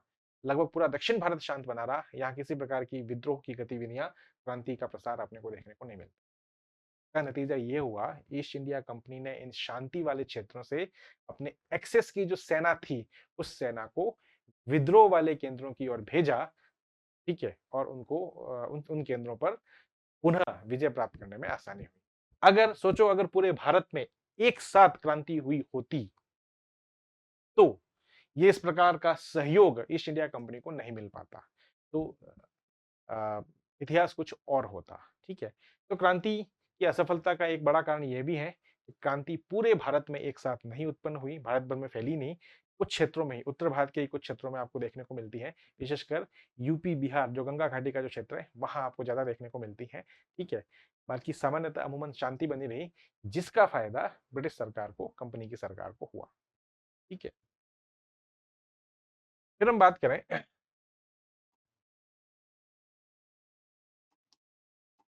क्रांति का सुनियोजित नहीं होना। नहीं होना, यह भी इसकी असफलता का कारण है। सामान्यतः हम लोग जानते हैं कि कोई भी हम एक बड़ा टास्क लेते हैं, टास्क किसी कार्य लक्ष्य को निर्धारित करते हैं, तो अगर उसकी अपनी एक योजना सही तरीके की योजना बनाई है, उस योजना के अकॉर्डिंग काम करते हैं, तो उस लक्ष्य की सफलता प्राप्त करने की संभावना काफ़ी हद तक बढ़ जाती है। लेकिन अगर बेतरतीब तरीके से काम करते हैं, बिना योजनाबद्ध रूप से काम करते हैं, तो उस कार्य की असफलता होने की दर बढ़ जाती है। इतिहासकारों का भी यही अमूमन मानना है कि ये जो क्रांति हुई, ये क्रांति एक योजनाबद्ध तरीके से नहीं थी और न ही इसमें कोई योग्य नेतृत्व का आपको देखने को मिलता है। ठीक है? कुछ एक प्रयास तात्या टोपे ने किया, लेकिन अमूमन हम देखने को मिलता है कि न तो सुनियोजित तरीके से क्रांति हुई, न ही अच्छा नेतृत्व का भी अपने को अभाव था, नेतृत्व का अभाव। एक अखिल भारतीय स्तर का क्रांति का कोई नेता नहीं था, अखिल भारतीय स्तर का। क्षेत्रीय केंद्र के अपने-अपने नेता हैं, लेकिन अखिल भारतीय स्तर का क्रांति का कोई नेता, सर्वमान्य नेता नहीं था। जो नेता है, वह सक्रिय नहीं है। बहादुर शाह जफर अपनी वृद्धावस्था के कारण, ठीक है? वो औपचारिक नेता मात्र हैं। तो क्रांति को एक योग्य नेतृत्व प्रदान करना था, लेकिन एक कह सकते हैं कि बहुमान्य या सर्वमान्य नेता, अखिल भारतीय स्तर का नेता क्रांति में देखने को नहीं मिलता। क्षेत्रीय स्तर के नेता हैं, वो अपने-अपने क्षेत्रों में सक्रिय हैं, लेकिन और दूसरी चीज़ जब एक सर्वमान्य नेता का अभाव है क्रांति का, तो क्रांतिकारियों में आपसी सामंजस्य की कमी है। क्रांतिकारियों में पारस्परिक सामंजस्य की कमी,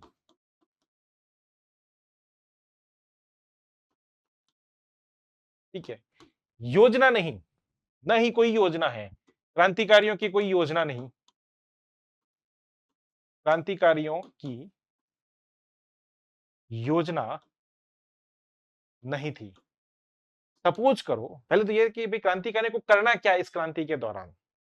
कब क्रांति शुरू करनी है, इसको लेकर भी कोई एक मत भिन्नता है। अलग-अलग जगह क्रांति अलग-अलग समय पर हुई।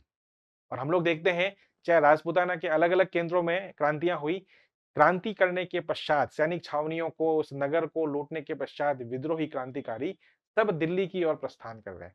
चाहे के सैनिक जब मेरठ छावनी को मेरठ में क्रांति करते हैं, शुरुआत करते हैं, तो वहां से हथियार लूट करके दिल्ली की ओर आ रहे हैं। राजपूताना में आप देख लीजिए, नसीराबाद के सैनिक हैं, वह सैनिक छावनी को लूटने के पश्चात, विद्रोह करने के पश्चात दिल्ली की ओर कूच करते हैं। एरनपुरा के सैनिक हैं, दिल्ली की ओर कूच करते हैं। नीमच के सैनिक हैं, विद्रोह करने के पश्चात दिल्ली की ओर कूच करते हैं। ऐसी स्थिति कोई इनके यहाँ एक योजना नहीं थी, योजनाबद्ध तरीके से काम नहीं था। ठीक है? ये कार्य कंपनी के लिए आसान रहा कि सारे विद्रोही आपको एक ही स्थान पर दिल्ली पर मिल रहे हैं। आपको अलग-अलग केंद्रों पर जाने की आवश्यकता नहीं है। तो कोई योजना नहीं। अच्छा, दूसरी चीज़, न तो क्रांति एक समय पर हुई, सभी जगह अलग-अलग समय पे हो रही है। योजना होती तो एक साथ होती। दूसरी चीज़, इस क्रांति के दौरान क्या करना है, वो न तो आपसी सामंजस्य है, न कोई एक सर्वमान्य उनका नेता है, ठीक है? न उनकी कोई योजना है। सपोज़ करो, इतिहासकारों का मानना है कि अगर ये क्रांति सफल हो जाती, 1857 में अगर क्रांति सफल होती, अंग्रेज भारत से बाहर चले जाते, तो इसके पश्चात क्रांतिकारियों का कोई एक दृष्टिकोण नहीं था कि हमें क्या करना है। अगर अंग्रेजी शासन हट जाता 1857 में, तो इन क्रांति के नेताओं के पास ऐसा दृष्टिकोण नहीं था कि हमें क्या करना है। क्या लोकतंत्र फिर से स्थापित हो जाता? जिस प्रकार से उन्होंने बहादुर शाह जफर को अपना नेता स्वीकार किया, उस हिसाब से तो लगता है कि पुनः अंग्रेजों के जाने के पश्चात अगर क्रांति सफल होती और अंग्रेज चले जाते, तो पुनः भारतीय शासकों की स्थापना होती। मुगल राज्य फिर से रिवाइव होता, इस प्रकार की चीजें अपने को देखने को मिलती। ठीक है? तो ये भी एक बिंदु इतिहासकार इंगित करते हैं कि क्रांतिकारियों में कोई न तो सर्वमान्य नेता था, न विभिन्न क्षेत्रों के क्रांतिकारियों में आपसी सामंजस्य था। कहीं कोई क्रांतिकारी किसी का पलड़ा कमजोर है। एक तात्या टोपे ने जरूर इसमें प्रयास किए, उसने झांसी की रानी का भी सक्रिय सहयोग किया और सहयोग प्राप्त करने के लिए कई बार वो राजपूताना के शासकों के पास भी आया। हालांकि वो असफल रहा, एक अलग बात है, लेकिन उनके प्रयास हुए। ऐसा प्रयास अन्य क्रांतिकारियों में सामंजस्य स्थापित करने में नहीं दिखता। न कोई सर्वमान्य नेता है, न कोई सामंजस्य है, न कोई योजना है। सभी क्रांतिकारी विद्रोह के पश्चात दिल्ली की ओर कूच कर रहे हैं। अगर क्रांति सफल हो जाती, तो उसके पश्चात क्या सीन रहेगा, क्या राजनीतिक पृष्ठभूमि रहेगी, किस प्रकार का योजना अपने को लागू करनी है, ऐसा भी क्रांतिकारियों में कोई देखने को नहीं मिलता, जो उपलब्ध साक्ष्य है। हालांकि इसके बारे में कुछ क्रांतिकारी कहते हैं कि क्रांति एक निश्चित तिथि को होने वाली थी। क्रांति के शुरुआत से पहले उसके प्रसार के लिए कुछ गुप्त संकेतों का भी विद्रोहियों द्वारा जैसे कमल और चपाती, कुछ इतिहासकारों ने यह उल्लेख किया है कि कमल और चपाती के गुप्त कोड उपयोग में लाए जा रहे थे क्रांति के प्रसार के लिए, क्रांति से पहले। ठीक है, और 30 मई ऐसा कोई दिन भी निर्धारित, 30 मई का दिन भी निर्धारित किया गया था क्रांतिकारियों द्वारा कि इस दिन एक साथ क्रांति करेंगे। लेकिन हम लोग देखते हैं कि इस निर्धारण के बावजूद क्रांति की शुरुआत 10 मई को हुई। यह खुद बिंदु बताता है कि क्रांति सुनियोजित नहीं थी। अगर होती तो 30 मई अगर निर्धारित किया हुआ दिन था। हालांकि इस बात को लेकर के बहुत सारे इतिहासकार मानते नहीं है कि 30 मई के दिन कोई निर्धारित था, लेकिन जो इतिहासकार मानते हैं कि हाँ 30 मई का दिन निर्धारित था, तो फिर 30 मई को हुई क्यों नहीं, 10 मई को क्यों हुई? इसका मतलब कोई योजना, तो जब एक बड़े टास्क को कर रहे हैं, उसमें एक योग्य नेतृत्व का अभाव है, कोई योजनाबद्ध तरीके से नहीं किया जा रहा है, क्रांतिकारियों में आपसी सामंजस्य नहीं है, तो उस कार्य की असफलता की संभावना बढ़ जाती है। 1857 की क्रांति के संबंध में भी यही चीज देखने को मिलती है। इधर दूसरी तरफ हम लोग देखते हैं कि जो ब्रिटिश ईस्ट इंडिया कंपनी की सरकार है, वहां योग्य नेतृत्व, कंपनी की सेना, कंपनी की सेना एवं प्रशासन में योग्य नेतृत्व, हम लोग देखते हैं कि अंग्रेज अधिकारियों ने, चाहे वो सैनिक कमांडर हो, चाहे अंग्रेज प्रशासनिक अधिकारी हो, उन्होंने येन केन प्रकारेण सभी संसाधनों का उपयोग कर क्रांति को दबाने में अपनी महत्वपूर्ण भूमिका निभाई। उसमें सर यूरोज का नाम भी देखने को मिलता है, कैंपबेल का नाम भी देखने को मिलता है, हडसन का नाम भी मिलता है, विलियम टेलर का नाम भी मिलता है। इतना डिटेल में आपको जाने की जरूरत नहीं है, लेकिन ध्यान रखिएगा कि दो पक्ष लड़ रहे हैं, एक के पास नेतृत्व और योजना का अभाव है, एक के पास योग्य नेतृत्व है, अच्छे प्रशासनिक सैनिक अधिकारी हैं, उनके पास संसाधन है, उनके पास स्थानीय शासकों का सक्रिय सहयोग है, तो इस क्रांति को दबाने में उन्हें सहूलियत, आसानी हुई। तो ये कुछ कारण आप ध्यान रखिएगा क्रांति की असफलता के संबंध में। एक बार हम फिर देख लेते हैं क्रांति की असफलता के संबंध में क्या क्या कारण जिम्मेदार रहे। क्रांति में सीमित भारतीय समाज के सीमित वर्ग की भागीदारी।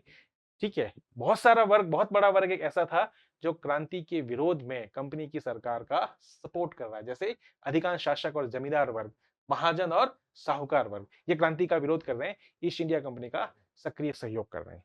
ठीक है, शासकों ने तो यहां तक कि अंग्रेजी सेना, अंग्रेज अधिकारियों को संरक्षण भी प्रदान की, उन्हें सक्रिय सैनिक सहायता भी प्रदान की। आप लोग देखते हैं राजस्थान के संदर्भ में बहुत सारे ऐसे फैक्ट मिलेंगे कि कुछ राजस्थान के राजा सेना सहित राजस्थान से बाहर भी कंपनी के समर्थन में गए। ठीक है, बहुत सारी चीजें हैं राजस्थान क्रांति में देखने मिलती।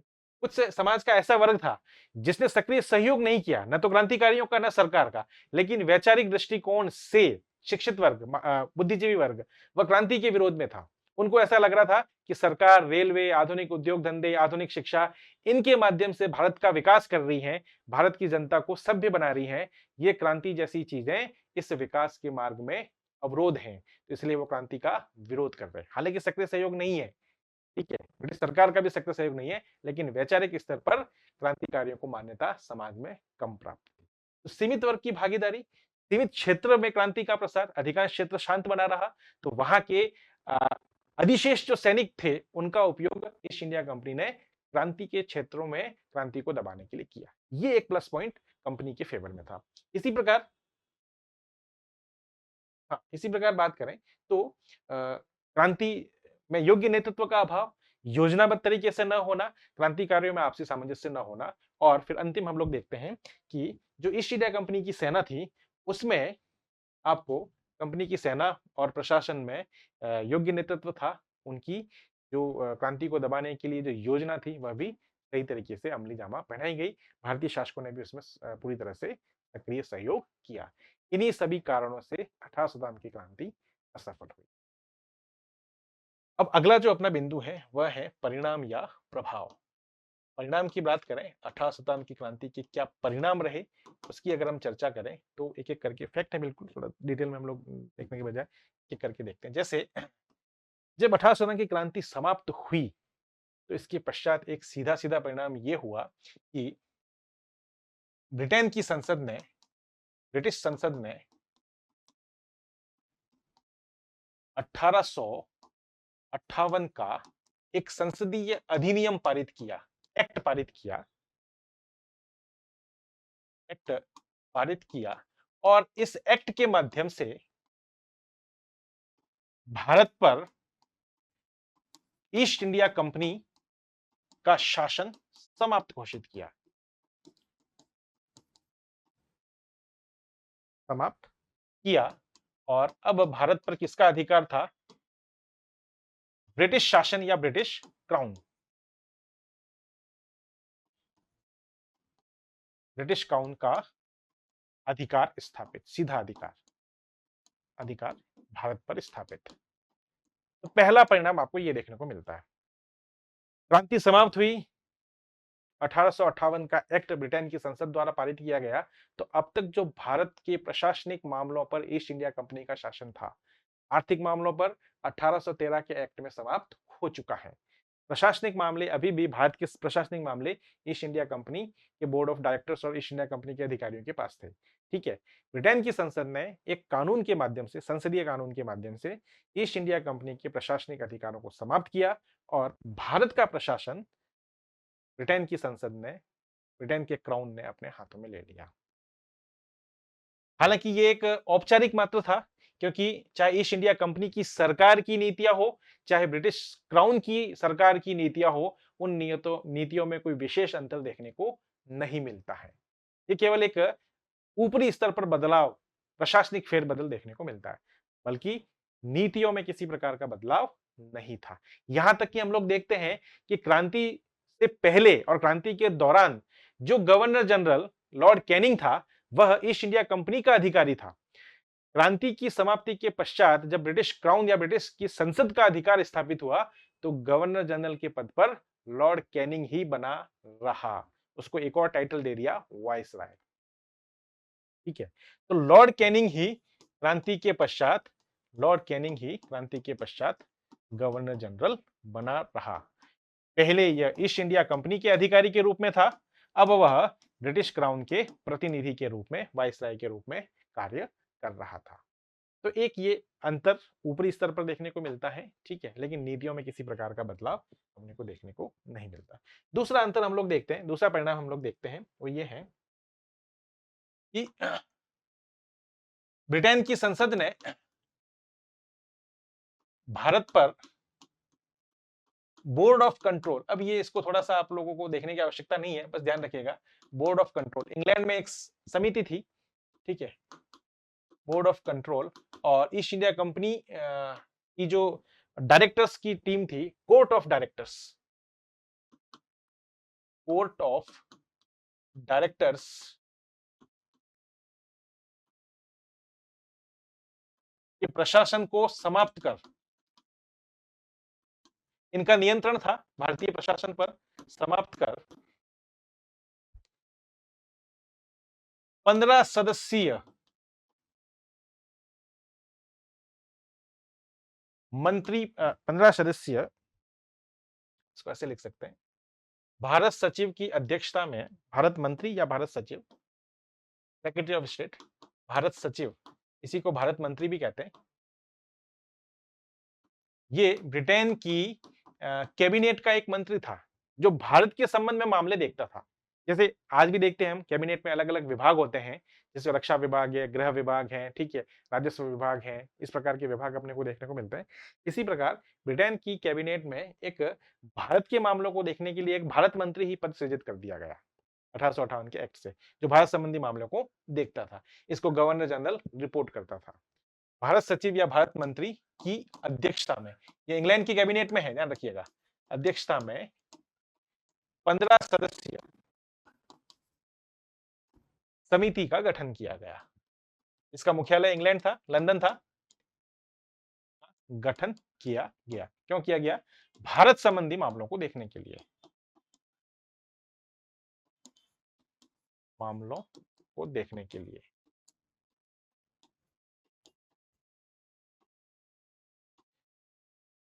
भारत सचिव ये सब अंग्रेज होते थे, वहां की संसद के मेंबर्स होते थे जो कैबिनेट में भी चुने जाते थे। ठीक है, फिर हम बात करें क्रांति के बाद वहां की जो रानी थी विक्टोरिया, रानी विक्टोरिया ने एक घोषणा की थी। विक्टोरिया की घोषणा हुई थी क्रांति के बाद भारत के लिए। ठीक है, इस घोषणा को नवंबर 1858 में लॉर्ड कैनिंग ने, लॉर्ड कैनिंग क्रांति के बाद यही अपने पद पर, गवर्नर जनरल के पद पर बनाना था, लॉर्ड कैनिंग ने इलाहाबाद में एक दरबार आयोजित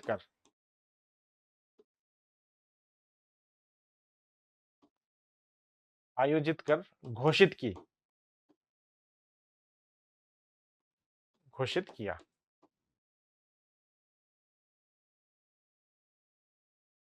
ठीक है, इन घोषणाओं को घोषित किया। घोषणाओं में क्या था कि अब से कंपनी ने क्या क्या घोषणाएं थी, जैसे बात करें कि अब से ब्रिटिश सरकार साम्राज्य विस्तार की नीति का त्याग करेगी। ठीक है, ब्रिटिश सरकार भारत में साम्राज्य विस्तार की नीति का त्याग करेगी, साम्राज्य विस्तार नहीं करेगी, विस्तार का त्याग। ठीक है, दूसरा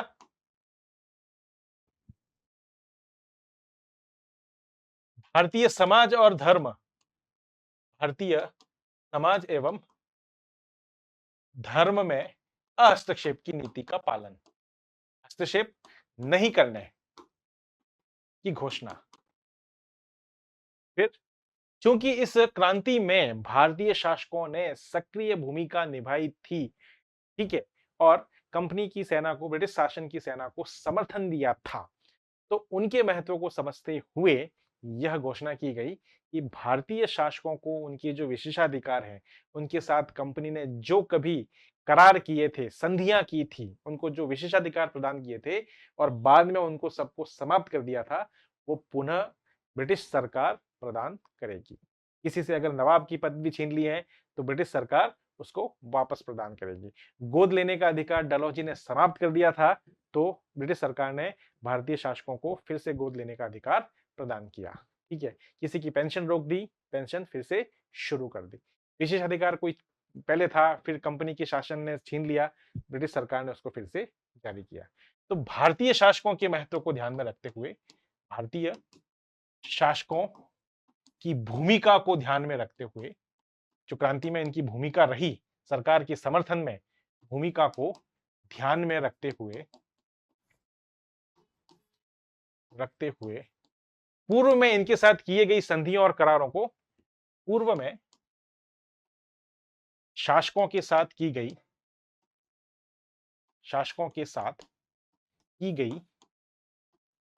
संधियों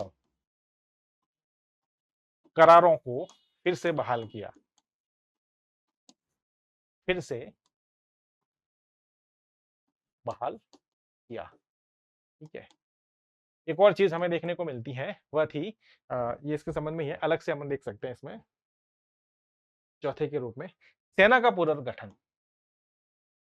सेना का पुनर्गठन, कैसे सेना का पुनर्गठन किया?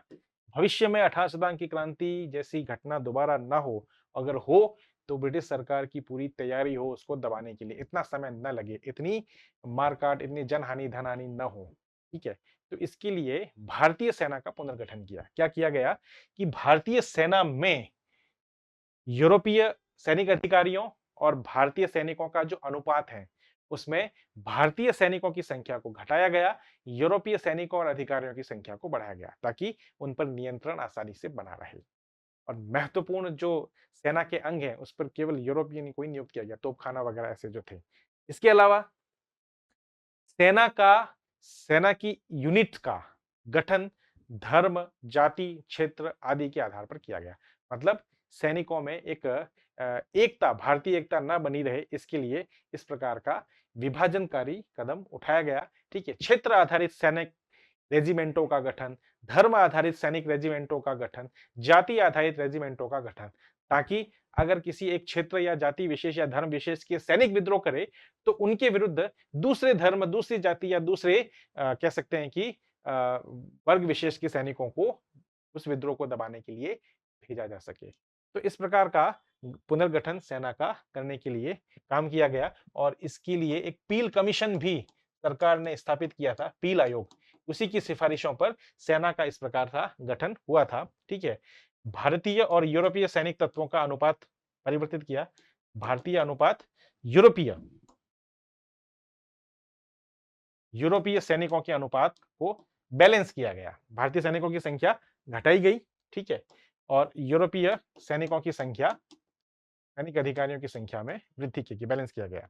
फिर हम कह सकते हैं जाति, धर्म, ठीक है, क्षेत्र आदि के आधार पर रेजिमेंटों का गठन, सैनिक रेजिमेंटों का गठन भी किया गया। तो ये चीजें आपको ध्यान रखनी है इस क्रांति के प्रभाव के रूप में। विशेष तौर पर हम कह सकते हैं कि ऊपरी ढांचे, प्रशासनिक ढांचे में अंतर देखने को मिलता है, लेकिन चाहे कंपनी की सरकार हो, चाहे आपके ब्रिटिश संसद, ब्रिटिश सरकार का शासन हो, उनमें नीतियों के रूप में कोई मौलिक अंतर देखने को नहीं मिलता है। ये जरूर कहा गया, लेकिन इसका अक्षरशः पालन नहीं किया गया कि हम भारत की समाज और धर्म में हस्तक्षेप नहीं करेंगे, क्योंकि इससे जनता में आक्रोश बढ़ता है। आर्थिक रूप से कोई ज्यादा लाभ नहीं था। ठीक है। शासकों की भूमिका जो 18 सदी की क्रांति में रही, उनकी महत्व, उनकी भूमिका को ध्यान में रखते हुए उनके साथ की गई करार, संधि, समझौते को फिर से बहाल किया गया। ठीक है। सेना का इस प्रकार से पुनर्गठन किया गया ताकि भविष्य में अगर विद्रोह होता है तो उसे आसानी से नियंत्रित किया जा सके। ठीक है। और भारत पर जो कंपनी का शासन था, उस कंपनी के शासन को समाप्त कर ब्रिटेन की संसद या ब्रिटेन के क्राउन का शासन स्थापित किया गया। हालांकि ये ऊपरी तौर पर था। ये आपके परिणाम के रूप में देखने को मिलता है। अब इसका जो अंतिम पार्ट बचा है वह है आपका कंपनी क्रांति का स्वरूप या उसका प्रकृति। ये हम, चूंकि ये समझने का टॉपिक है, तो इस टॉपिक को जब हम आंसर राइटिंग डील करेंगे उसके साथ ही इसको डील करेंगे कि 18 सदी की क्रांति का स्वरूप क्या है। अलग अलग समकालीन इतिहासकारों ने, वर्तमान इतिहासकारों ने, किसी ने सैनिक विद्रोह की संज्ञा दी, किसी ने राष्ट्रीय विद्रोह की संज्ञा दी, किसी ने प्रथम राष्ट्रीय स्वतंत्रता संग्राम की संज्ञा दी। अलग अलग चीजें मिलती हैं। ठीक है। हम कौन सा मत माने और क्यों माने, इसको लेकर के मेंस में एक 100 या 150 वर्ड्स का क्वेश्चन बन सकता है, तो उसको हम वहीं पर डील करेंगे। अलग अलग इतिहासकारों के मत क्या है, तो कुछ 4-5 प्रमुख इतिहासकारों के हम लोग नाम ध्यान रखेंगे। उन्होंने क्यों दिया है, सैनिक विद्रोह कहा है तो क्यों कहा है। ठीक है। किसी ने धार्मिक कह सकते हैं कि बर्बरतापूर्ण या धर्म से धर्मांधों का, धर्म रक्षकों के विरुद्ध विद्रोह का है, अलग अलग संज्ञा दी है। ठीक है। किसी ने राष्ट्रीय आंदोलन की संज्ञा दी है, किसने प्रथम राष्ट्रीय स्वतंत्रता संग्राम की संज्ञा दी। इन सभी मतों को, ये मत किसने दिए और इनके पीछे क्या कारण रहे, हमें कौन सा मत मानना है और क्यों मानना है। ठीक है। इस स्वरूप के बारे में चर्चा जब हम आंसर राइटिंग करेंगे उसी के साथ वो देखेंगे। यहाँ आज आपका 1800 शताब्दी की क्रांति के संबंध में टॉपिक समाप्त होता है। मैंने इसको काफी विस्तार से कराया है। एक बार आप इस वीडियो को देखिएगा, आपको पूरी चीजें क्लियर हो जाएगी।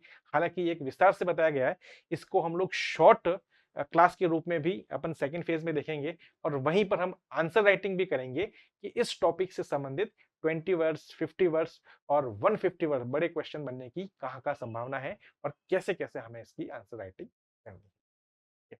आज इतना ही। अगली क्लास में हम फिर एक नए टॉपिक के साथ, आगे के एक नए टॉपिक के साथ मिलेंगे फिर से।